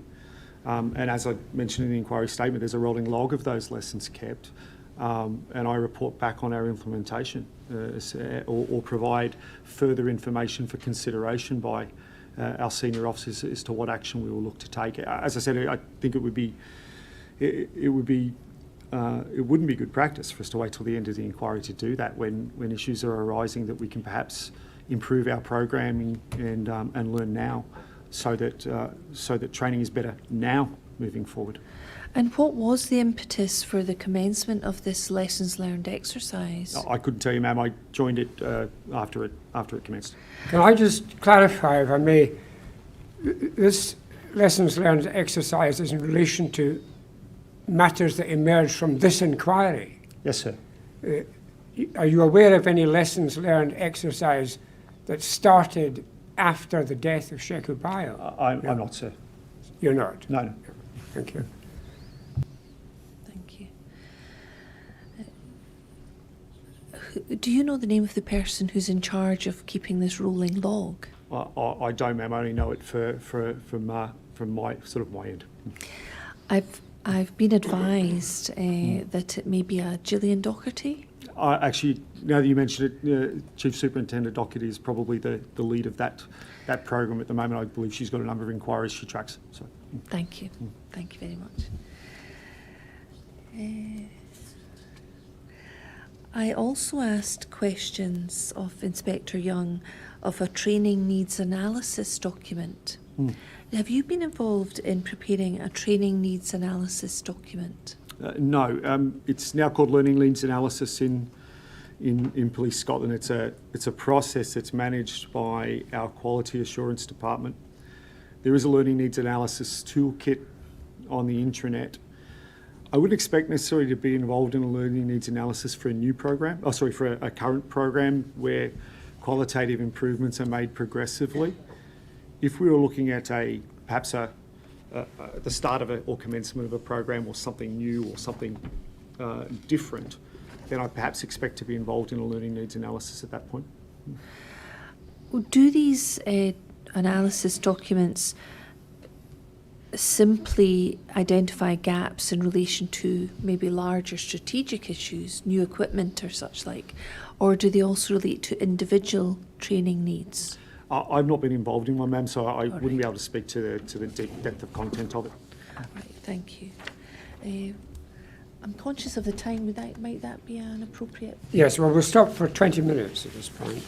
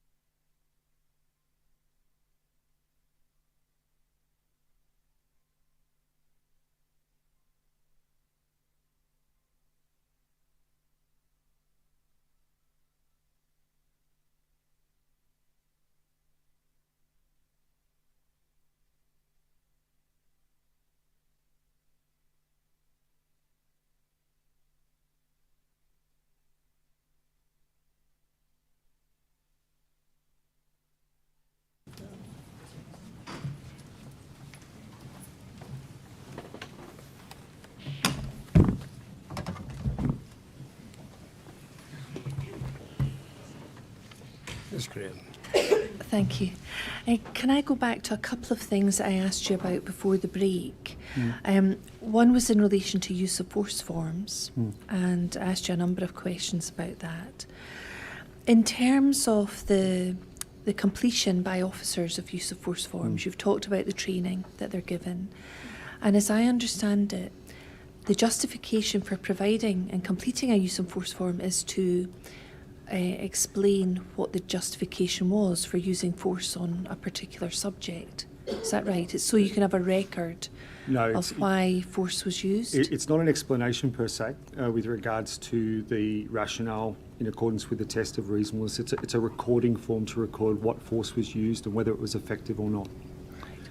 And how is it that you determine effectiveness? There's a specific section of the form which allows officers to identify what type of force was used and indeed decide or check whether it's effective or not effective. Right. And is there any part of that process, once the form is completed and sent in, whereby an assessment is made, an independent objective assessment made as to whether use of force was justified or reasonable? No, and I think that the form doesn't really lend itself to do that. It is a data collection form for us to be able to look at broader analysis. Right. And any broader analysis, would that be carried out by the Analysis and Performance Unit? Yes.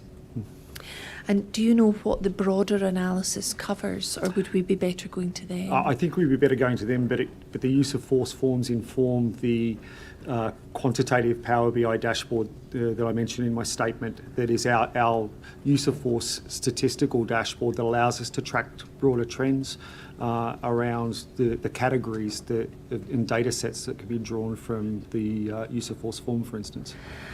So in reality, is the only assessment if the use of force is reasonable or justified, is that only performed if a complaint comes in? Yes. Right. And then that would go through some disciplinary or possibly misconduct proceedings? There are processes that are followed, and indeed the operational safety training staff, senior members, can be asked to provide opinions on use of force by either Professional Standards Department, the Police Investigative Review Commissioner, or the Crown. Thank you. We've heard some things about disciplinary proceedings. And then can I also ask you one further question about the training, assessment and evaluation of training? You talked about the instructors carrying out a qualitative evaluation. Is or are fitness levels of participants any part of that? Only in so much as the ability for the subject or the student officer to be able to complete the techniques effectively.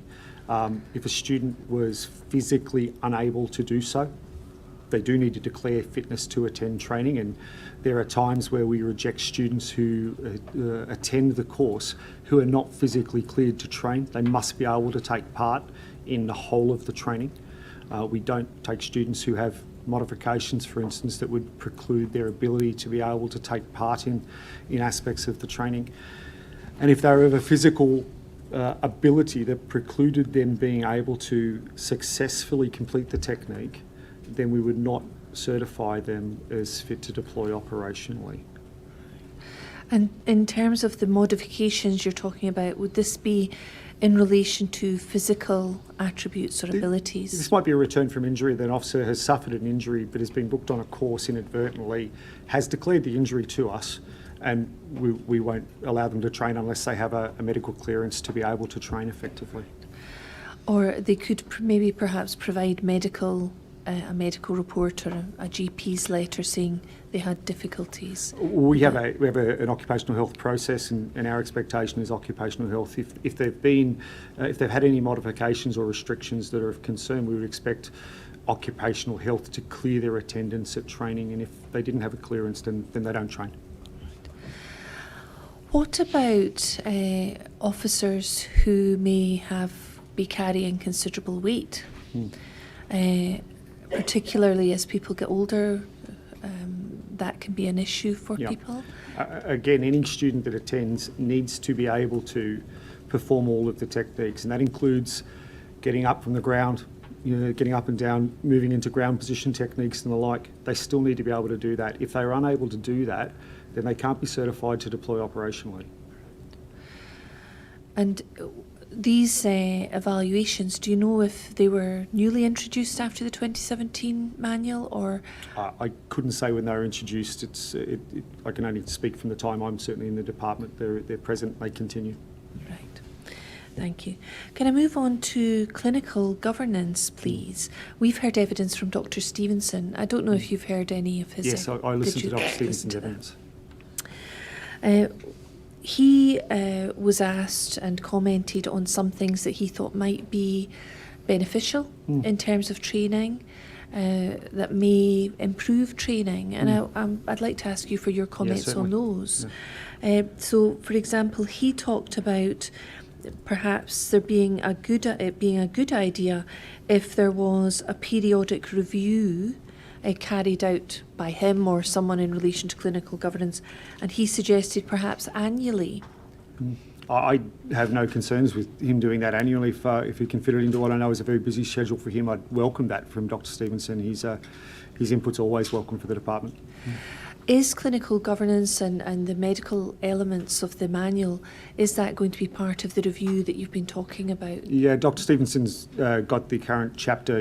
We sent it to him on the 2nd of November this year as part of the standard review. Asked him to have an initial look and review over the current chapter to give his views.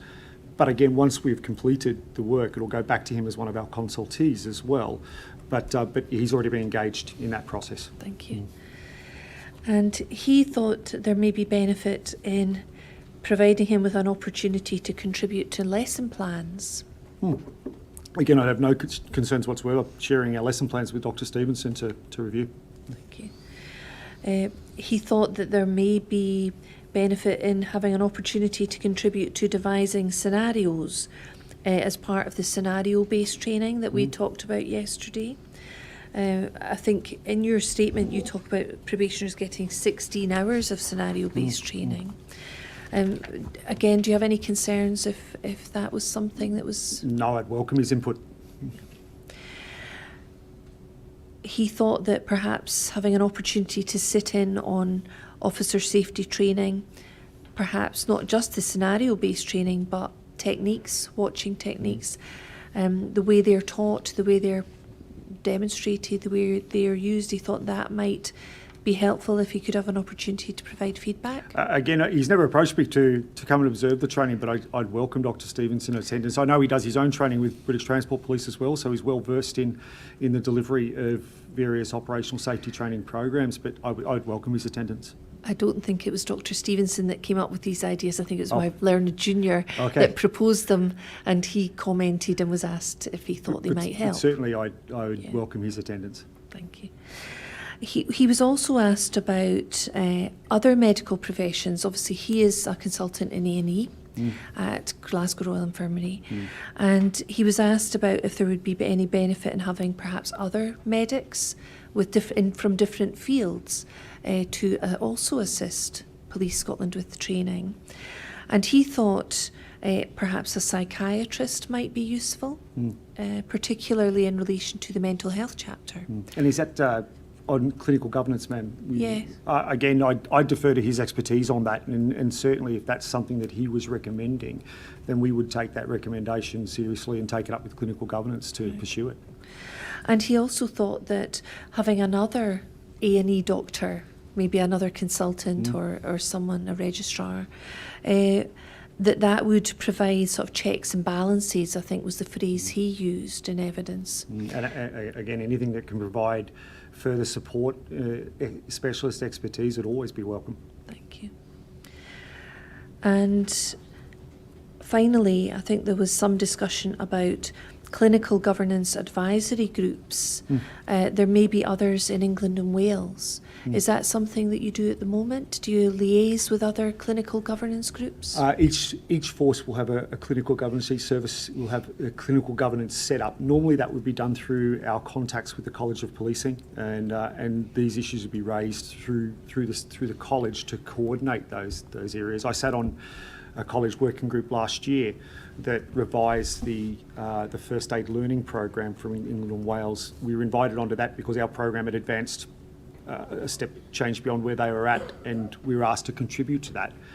I'd expect our continued work to go through the college as a one area of collation. That's not to say we don't maintain informal liaisons as well with other lead officers in different services around that. But I'd expect us to work through the College of Policing, given that there are 43 of them down south. It's more efficient and effective for us to collate those lessons and work with the college. So is the College of Policing an organisation or a body who can collate a lot of the up-to-date information from down south, from the different forces down south? Yes. Yeah, they run a standardised program down south as well that they're modifying right now and rolling out that's more akin to our program, and which they're rolling out in England and Wales over the next sort of 6 to 8 months. We may hear evidence next year about some up-to-date matters in relation to the College of Policing. And as I understand it, they've developed an app to provide support for a national standard for police training. Is that something you're familiar with? I'm not familiar with that, no, ma'am. It's called the Public and Personal Safety Training, PPST. Have you heard of that? Did you say an app? Yes. I've not heard of the app. I know the program. You know the program. Yeah, I'm familiar with the program development. Right. And in terms of your familiarity with it, is there any plans to liaise with the College of Policing in relation to that programme? Most certainly, we've done so already and continue to do so. So myself and two of my team have already been and observed their draft recertification program, their pilot program that they're running and looking to roll out. I spoke to one of the College of Policing representatives only last week on this issue about looking at making sure we continue to benchmark against what they're doing. I'm heading over to see him in his home location in a couple of weeks' time when he can provide me with a date so that we can further benchmark and ensure that we're delivering the equivalency of and share lessons around this as well, because it's a new program for them. And again, we've been working in a scenario-based training environment for a period of time longer than them. So the opportunity for us to be able to share those lessons is going to be really important moving forward, and we'll continue to track it closely. We currently hold a College of Policing licence for the delivery of personal safety training at the moment, which gives us access to their training materials, their training manual, which we use to benchmark against, and I would expect we will continue to do so. Can I ask you about that licence? It gives you access to their materials. Is that part of the PPST programme materials? It's their PST program at the moment. It will move to their PPST program, and we're negotiating with the moment about onward licensing. Right. So your licence relates to PST. Yep. And what does that stand for? That's personal safety training. They've added a P to their program name. So. And that will then become public and personal safety training? Yes. Right. So you've got the licence for the PST version and you're negotiating in relation to the PPST licence? That's correct. And what would that licence allow you to do? Again, it'll allow us to access the training materials. It'll allow us to attend instructional courses as well to benchmark against the type of instructor training that they do and allow our programs to learn from each other. So if you successfully negotiate to get the licence for PPST, will some of your instructors or yourself be provided with training in relation to that PPST programme? It's likely we'll do that in any event, and we were supposed to attend a recent course but we're unable to. We're just looking at when the next course is available for us, for myself and a couple of my senior staff to be able to attend their instructional course to again learn lessons and benchmark against where we're at, because we're undergoing quite a significant revision to our own instructors course in parallel. And whatever you learn from that course, once you've attended it, will that then be fed into this review and potentially rolled out? Yeah, I think, again, we don't just limit our learning to dedicated reviews. Anytime we can learn lessons and provide opportunities to improve, we've got our own internal governance process that we'd use to act, to look to make those recommendations and recommend them to the service. Thank you. Can I move on to something different? I think in your inquiry statement, if we could have that on the screen, SBPI 00408 at paragraph 139, you've mentioned here that you have actually personal experience of encountering subjects with ABD on 2 occasions. And could you tell us when those occasions were? I think the first one was when I was a response officer, a constable working in the east end of Glasgow and Shettleston, and the second one was when I was a response sergeant working out of Greenock in the west of Scotland. And I think you told us yesterday you'd joined Police Scotland in 2011. So were you were initially in Strathclyde? Yeah. Does that help you remember when? So the first one was probably about 2012 to 2013. The second one was likely, I'd say, 2015 to 2016.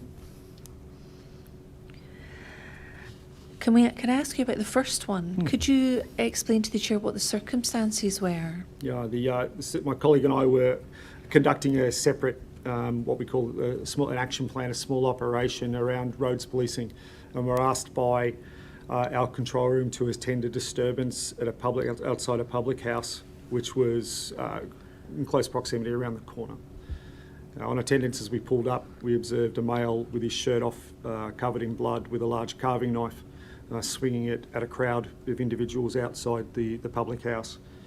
After the male was arrested and taken into custody, we took him immediately to hospital. And the reason we did is because he was covered in blood, and we'd been involved in a fairly challenging arrest, surrounded by a number of other patrons. He was settled in hospital initially, and then quite suddenly, after a period in hospital, became severely agitated and aggressive, and attacked my colleague and I, despite the fact that he was handcuffed at this time. We'd been waiting for, I imagine, a period of 30-40 minutes by that stage in a waiting area. We needed to subdue the male onto the ground, and it was at that point in time that I noticed one of the key symptoms that we often notice, hypothermia. He was extremely hot to the touch. We'd subsequently learned that he'd ingested a significant amount of cocaine, but we weren't aware of that, I don't believe, at that time. At that point in time, because we had him secured on the ground at that point in time, 2 other colleagues had attended at the hospital to take over from us, and I requested that they go directly to the charge nurse to inform the charge nurse that we suspected that the subject was experiencing acute behavioural disturbance based off the hyperthermic symptom, the severe agitation and aggression, and the sudden change in that we'd experienced. He was taken subsequently into resuscitation area of the emergency department and treated, and we handed over to our colleagues. So that was the first incident. When was the point at which you started to suspect ABD? I think realistically, when I felt that heat coming off the subject after the second burst of aggression. Up to that time, as I said, he'd been fairly subdued, not very communicative with us, but subdued, and whilst we were awaiting treatment. But the key aspect for me was that tactile feel of heat coming from the subject. And was that one of the signs that you'd been trained in? Yes. Prior to that? Yes. And you mentioned the arrest was challenging. Was that in relation to the subject himself, or was that in relation to the people in the public house? It was in relation to the circumstances. As we moved towards the subject, he was surrounded by about 7 or 8 males, and we needed to wade our way through those males, secure the subject, find the weapon, which had been taken off him by one of the males, get handcuffs on the subject, and subsequently move him away. And I think I mentioned at the beginning of my evidence around some of the cognitive challenges I experienced. This was that incident, and so, all I recall from being on the ground with the subject trying to handcuff him at the time with my colleague was that we were surrounded by darkness, and that was the crowd around us. And the next thing I recall is the sort of the night, or the light from the evening, and the street was full of police cars.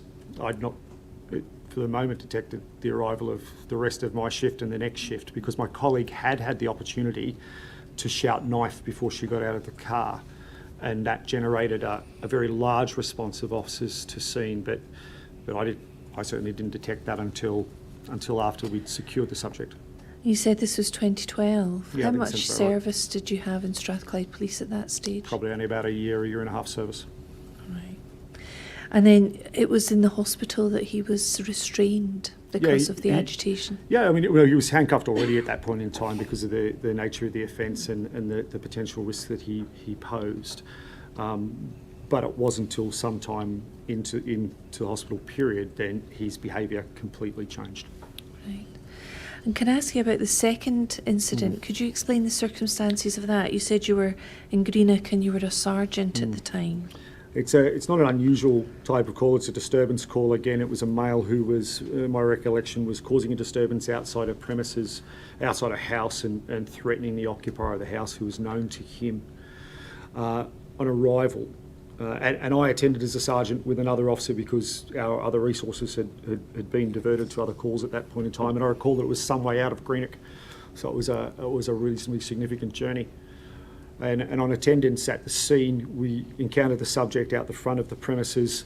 The female occupant of the premises was outside as well. He was abusive towards her, and we perceived that he was posing an immediate risk to her. So we immediately arrested and detained him.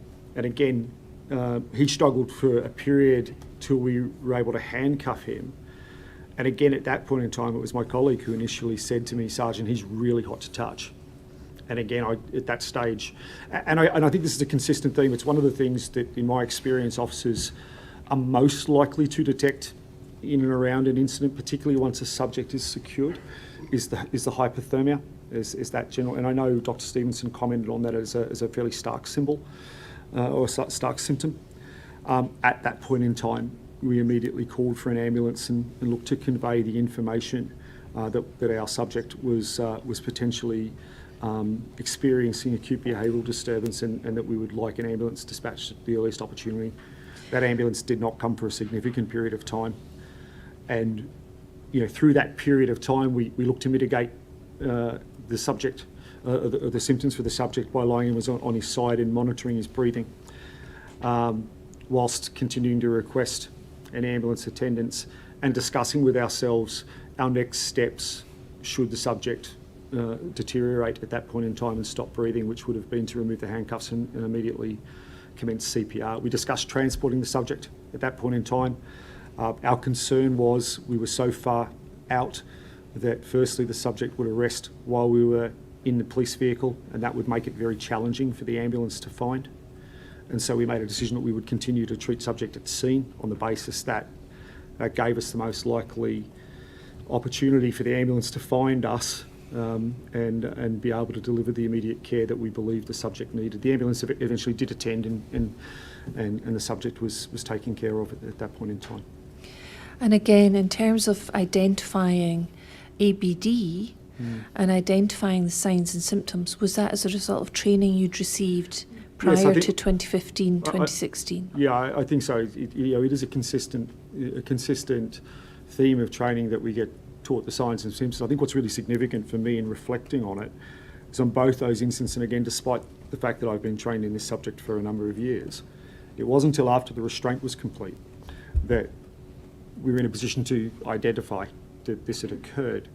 And I think that reflects the fact that we were very focused on the threat, risk and harm and ensuring that the subject was secured at that point in time.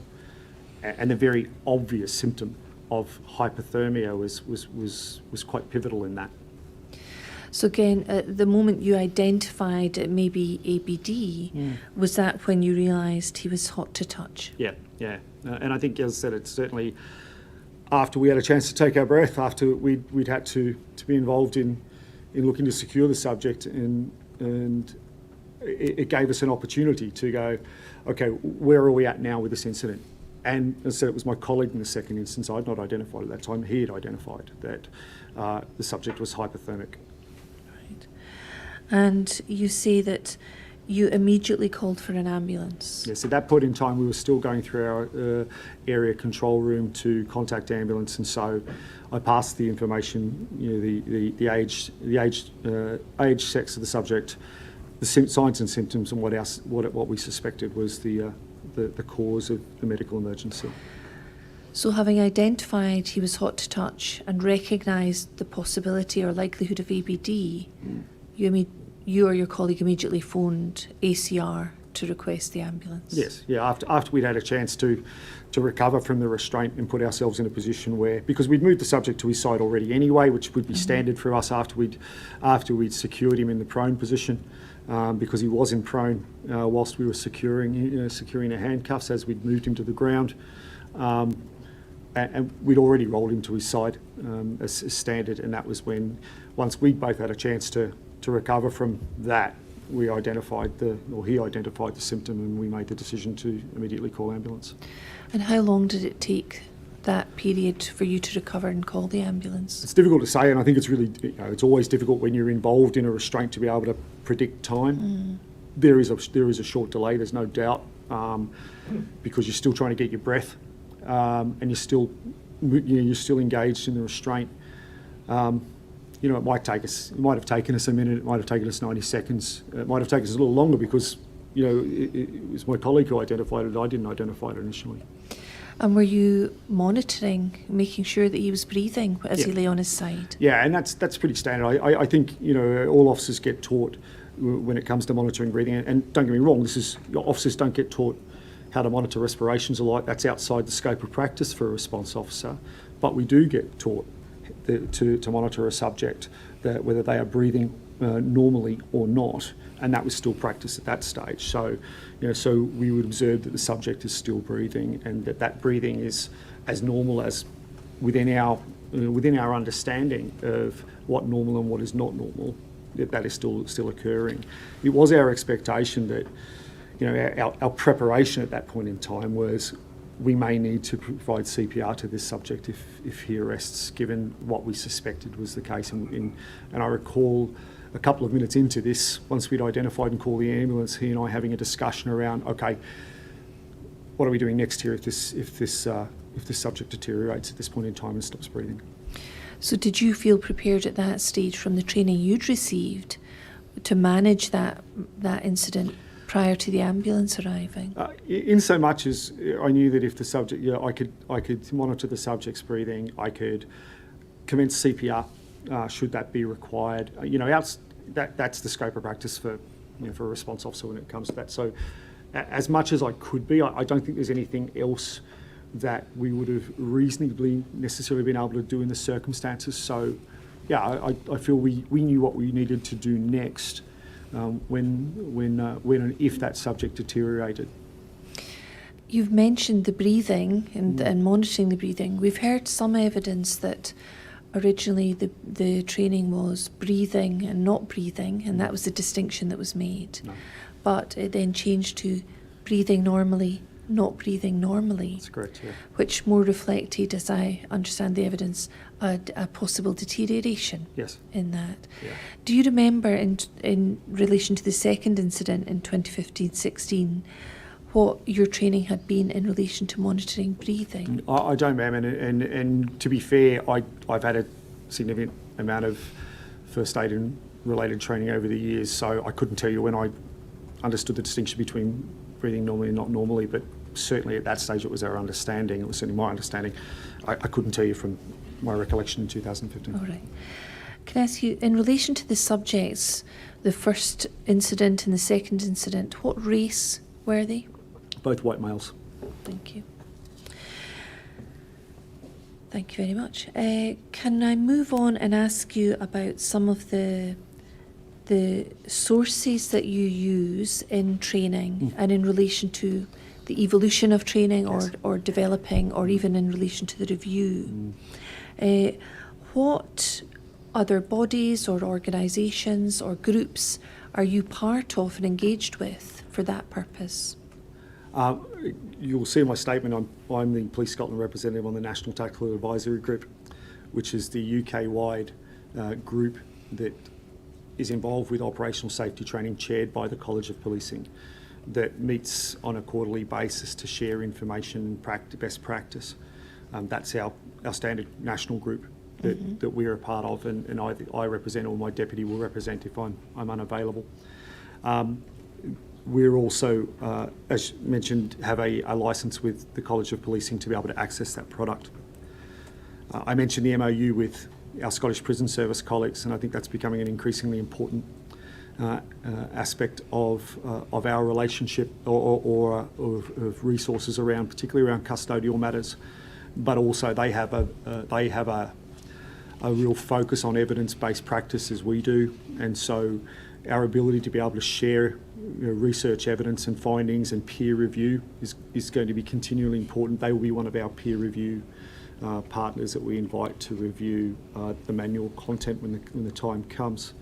But we look broader than just those national areas as well, and we'll look to trainers nationally and internationally who might be specialising in areas where we don't have necessarily depth of expertise in the service. And I know I mentioned in my statement a couple of individuals like Dr. Peter Jones when it comes to bias training, for instance, or Mr. Andy Roberts when it comes to edge weapon defence.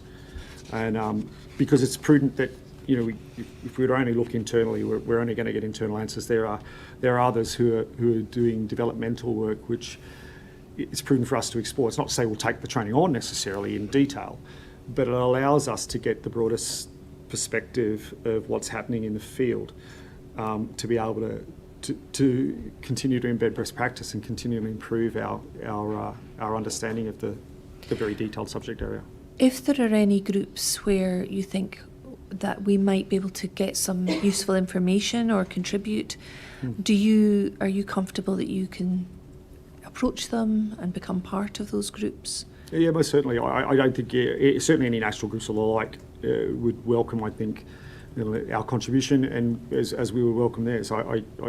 There's no limit to the amount of groups we can join who could help inform us, I think, if they're part of our subject matter.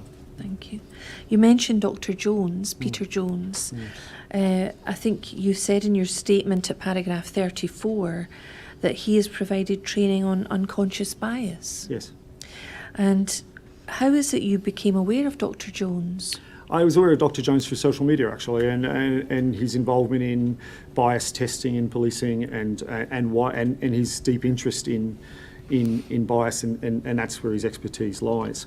And it was at a time when we were aware of issues arising in the inquiry around this, and we felt that we wanted to give our instructors a deeper understanding of the potential impacts of bias as they relate to use of force.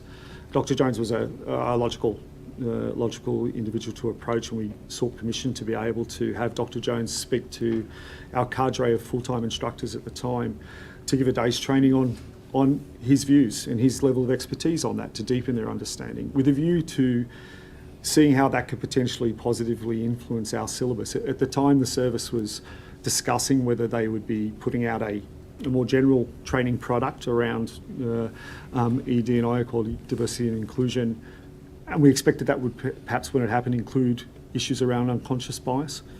But we wanted to make sure that our instructors had a better understanding around the potential implications of unconscious bias as it relates to use of force.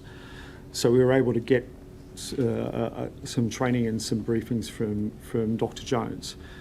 And then subsequently we were able to then shape that with the help of our equality, diversity and inclusion trainers to be able to add information to both initial and recertification training around the potential impacts of unconscious bias as they relate to use of force. And that's a product that I think we inserted on the 12th of June this year and continues, and it will continue. already in recertification and the initial training module, and it will go into the manual as well as the manual is revised. So that's already included in the training to some extent since June? Yeah, since the 12th of June. Thank you. And have you noticed that added element of training has had an impact? I think it's probably too early to tell realistically. It's, the 12th of June's an early, we're 6 months down the track perhaps. Certainly the training is well received by officers, I understand it. We put it in the context of this is what unconscious bias is, this is what it can do around issues of use of force, and these are the tactics you can use to mitigate against it. Awareness being firstly the key part about that and understanding that, and reinforcing some of those good tactical practices to try and mitigate any impact of it. How many participants in the recertification course or the probationers course have you now taught with this added element of unconscious bias? I'd have to check, but we've probably run over 1,000 courses. I imagine in that 6 month period, perhaps. I'd have to confirm how many, but quite a significant number because it's been operating for 6 months. So we would expect that's roughly half of our recertification audience. So if I was to estimate, it would be probably 6,000 or 7,000 officers, given we have a training audience every 12 months of about 14,500. Right, thank you. Can I ask you about equality impact assessments? Yes. We heard evidence from Inspector Young that when he was looking at the 2013 manual and he did a review, he didn't realise at that time that there should be an equality impact assessment. And he eventually went and got some advice about that and then realised it had to be done and then started adopting that. Yeah. I just want to confirm, are you aware of the need for what was an equality impact assessment and now has the name's changed to human rights impact assessment? There are two equality and human rights impact assessments that impact on my business area at the moment around this, the operational safety training. One relates to the use of force guidance that the service produces, which is the capstone guidance document for which all other documents fall under. The use of force guidance documents just being updated at the moment to incorporate a couple of aspects around control of subjects in custody. Because of that triggered an immediate revision of the equality and human rights impact assessment as it relates to that document. So that EQHRIA is being reviewed as we speak on the basis of the changes to the use of force guidance document. And then there's subsequently an EQHRIA around operational safety training as well. That's due for review, and it's timed well for us because we've just obviously undertaken a small refinement to the program. So as we embed that program refinement, we'll take the opportunity to review the EQHRIA to make sure it's updated. The major manual change next year, however, once the consultation is completed, as part of that, we'll again review that EQHRIA. But they're the two key ones that we utilise and work from. Can I ask you about His Majesty's Inspectorate of Constabulary in Scotland? Yes. They've prepared a phase 1 of a thematic inspection of Police Scotland training and development. Yes. And phase 1 was September 2020. Are you aware of this review? It's SBPI 00412. I am aware. I haven't read it since it came out, though. I think I've read it subsequently, but not for some time. Let me look at this. For context, this is the report of phase 1 of an assessment of training and development of Police Scotland. And I'd like to look at paragraph 135. We see it on the screen there, September 2020. So paragraph 135 and recommendation 9.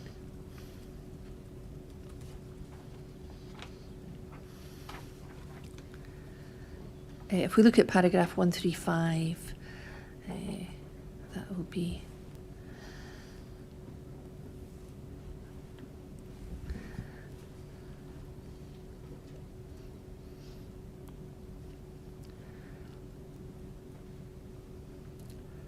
there we are.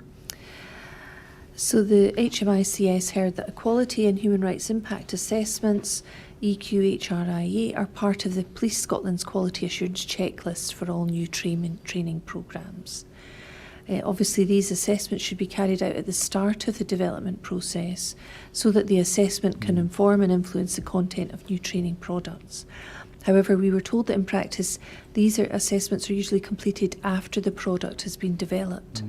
As a result, the scope for EQHRIA to help shape the development of the product is minimal. And recommendation 9 was that Police Scotland should initiate an EQHRIA at the earliest possible stage in the development of all training and development products, so that the implications for equality and human rights are considered and addressed from the start. Are you satisfied that your current arrangement with these assessments is sufficient to do that, to consider equality and human rights at the start of the process? Yeah, and I think we need to point out we already have EQHRIAs in place. It's not the start of the process for us. And as I mentioned, they're being updated as the documents are reviewed. So yeah, I'm satisfied with that. Right. Thank you. Can I ask you to look at the next HMICS review, which is SBPI 00413. This is on a separate matter. So this is the thematic review of policing mental health in Scotland from October this year. Are you aware of this? I am. Review? You are. Could we look at page 36, please, which is paragraphs 62 and 63. And we'll see here it says, we heard examples of temporary sergeants making such decisions having received no supervisory training whatsoever before taking on this additional responsibility. In our 2020 Phase 1 review, which we've just looked at a moment ago, we highlighted the importance of officers and staff who are taking on supervisory roles being properly trained beforehand. The following recommendation from this review should be revisited by Police Scotland. Recommendation 5, Police Scotland should ensure that all officers and staff are provided with appropriate leadership training prior to undertaking a supervisory role. And I'm interested in this. We've heard evidence that an acting sergeant on the 3rd of May 2015 was in that role, but we've looked at his scope record with Inspector Young and we couldn't see any reference to police incident management training. And I wondered, are you aware of this issue about acting or temporary officers not having training in this additional responsibility, but being sent out in a response team? Firstly, I caveat it by saying this is not my department, it's Operational Command Training Department. I am aware broadly of the issue. I'm aware that the department has undertaken steps to provide online training to bridge some of that gap, but again, ma'am, it's not been my department. I'd not want to comment on it in detail. So if we were to seek more information on this, is there a particular person or? I think we'd go through learning, training and development to seek that. The department is part of LTD. Thank you.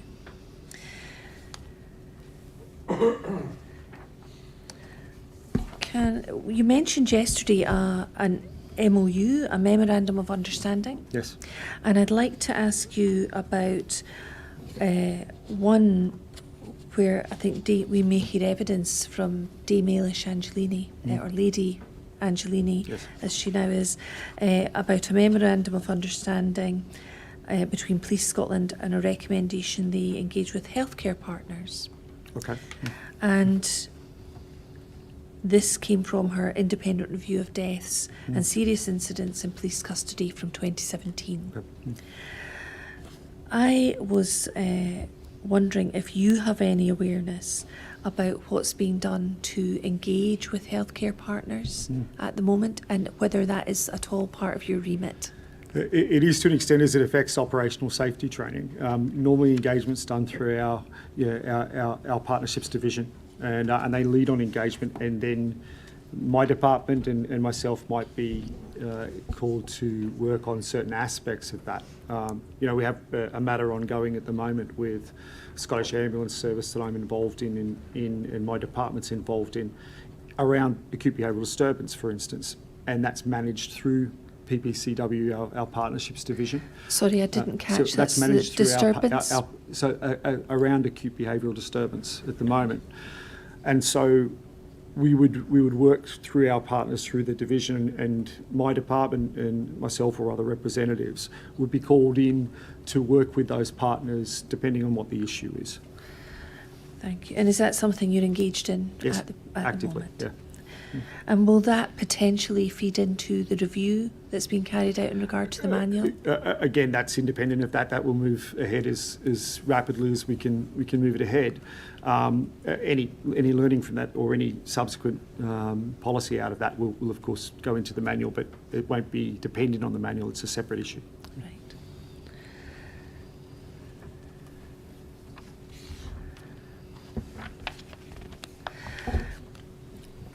I appreciate that you have a review ongoing at the moment. And you've explained that's a wholesale review, root and branch, about the whole manual. Sitting here today, are there any areas that you would like to highlight to the chair where you feel improvements can be made and are perhaps going to be made to the manual? I think we will continue to work towards making the manual more realistic in its reflection of the operational environment. And what I mean by that is that we will continue to reduce the complexity. We'll continue to look to make the contents and the technical aspects of the manual more accessible and for trainees to look to improve their competence in the limited time that we have to train. That is an ongoing process, and it's one that we don't take lightly, and it's one that we is our raison d'etre, is to continue to make our programs safe. It won't finish at the completion of a manual revision. It's a continual process that we'll look to learn from. We'll continue to improve our operational first aid syllabus. The next stage of that will be including the 10-second triage model adopted down south for major casualties or mass casualty incidents or marauding terror attack. So those aspects will be covered. The issue of acute behavioural disturbance will remain a high priority for us in dealing with our Scottish Ambulance Service colleagues on the challenges that we face now that I mentioned in my statement around the triaging of acute behavioural disturbance when officers identify it at scene will be a real priority for us moving forward, so that our Scottish Ambulance Service colleagues are able to better identify and categorise an officer's suspicions of acute behavioural disturbance to ensure that that receives an emergency response, because at the moment we aren't content that it does on a number of occasions due to the question set that's asked of officers from scene, which perhaps causes incidents of this nature to be categorised inappropriately. That's ongoing work that we will continue to do. And we'll continue to work with partners like the College of Policing to as they move through their process of changing their first aid learning program, changing their PPST syllabus, to pick up lessons as we move along, and again continue to work with our Scottish Prison Service colleagues, in particular around their areas of expertise, to ensure that from a peer basis we're learning from their experiences, but in particular together moving forwards, making sure that we're drawing from an evidence base, because fundamentally I think that's the largest shift for us as we move forward in the program, is being able to point to an evidence base for everything we do, and be able to very clearly identify why we are doing something and why the decisions are made. So I think they're the areas that we will continue to improve. And for officers who are operational and going out and dealing with the public, will there be improvements made in relation to tactical communications training? Yeah, I've mentioned before our ongoing work with the negotiators at the moment, and again that's just for us it's an update to best practice. I know that our negotiation colleagues are intending to insert into our syllabus the current model that is about to be rolled out to wider negotiator cadre in a manner that is accessible for response officers, given they're not going to get necessarily the depth of training that a negotiator gets, but the same model. And I know that current discussions around probationer training and the training time allotted to probationer training includes allotting operational safety training, operational first aid, more time, and as I discussed before, embedding that model of communications as the single model of communications right through training to provide our new officers with a framework that they can consistently work from throughout their training experience and then deploy in the operational environment. And do you consider those changes will encourage officers, including long-serving officers, to turn to communication methods first before using force? Well, I would challenge the premise they don't already. I think our officers do their best, particularly in Scotland, to look to communicate with subjects in challenging environments. It's certainly been my experience that they do. That's not to say we can't do it better. I think what we'll be able to do is provide a model moving forward that gives officers a realistic understanding of how and when they can use their communication skills more effectively given the set of circumstances. And in light of that training, will that have the impact of encouraging officers to try communication skills more readily rather than simply saying, I'm never going to be able to? Well, I've not encountered officers that don't try to communicate effectively. I think it's about improving their communication skills. You know, our officers, I think, they don't resort to the use of force lightly. They understand the implications. My experience operationally is that officers do their best in circumstances to be able to communicate effectively. What we're about is, of course, improving their ability to do so and trying to give them the best evidence-based practices that will give them the best opportunity for success when the circumstances are set that allows them to do so.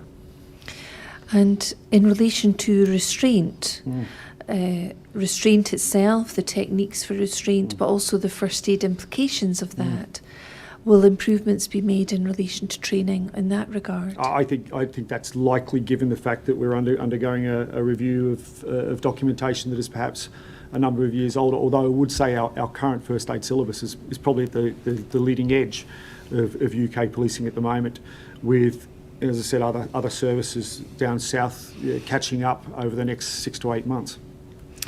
And in terms of the manual and improving training in relation to diversity, equality, the protected characteristics under the Equalities Act, will there be improvements in relation to training in that regard? Well, the service has certainly already undergone a general ED&I refresher service-wide earlier this year. The obligation on us is to ensure that we continue to learn from that, and as we've done with the unconscious bias product, make sure that if there's areas that we feel that are unique to operational safety training, such as the implications of unconscious bias on use of force, that we reflect that in both recertification, initial training, and the training material. And we've already made steps towards that, and we would continue to do so. I think we've heard evidence that consistency and standardisation amongst all the materials is of benefit to officers, and I think that reflects what you've said today as well. It's certainly our goal is to ensure that we are delivering as consistent a product across the country as we can. Aware of the challenges of that, given that we train in 13 different locations across Scotland, but the use of permanent cadre instructors who meet regularly, who have honest and frank discussions, and who are provided with training material that is up to date and consistent supports that. Could you give me one moment, please? Of course, ma'am. Thanks. Thank you very much. I have no further questions. Thank you. I'm going to adjourn to consult with my assessor, so if you just wait, there may be some further questions. Yes, sir.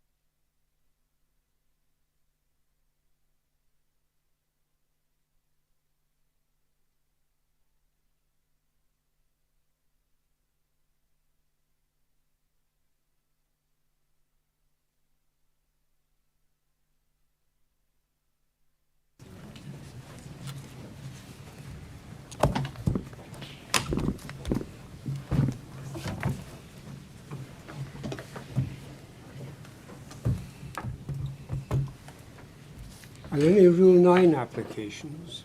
No. Well, thank you very much, Inspector Bradley, for coming to give evidence to the inquiry. I'm grateful to you for taking the time to do that. I'm going to rise shortly, and you'll then be free to go. Thank you, sir. That completes the evidence in this hearing, so the inquiry will now adjourn.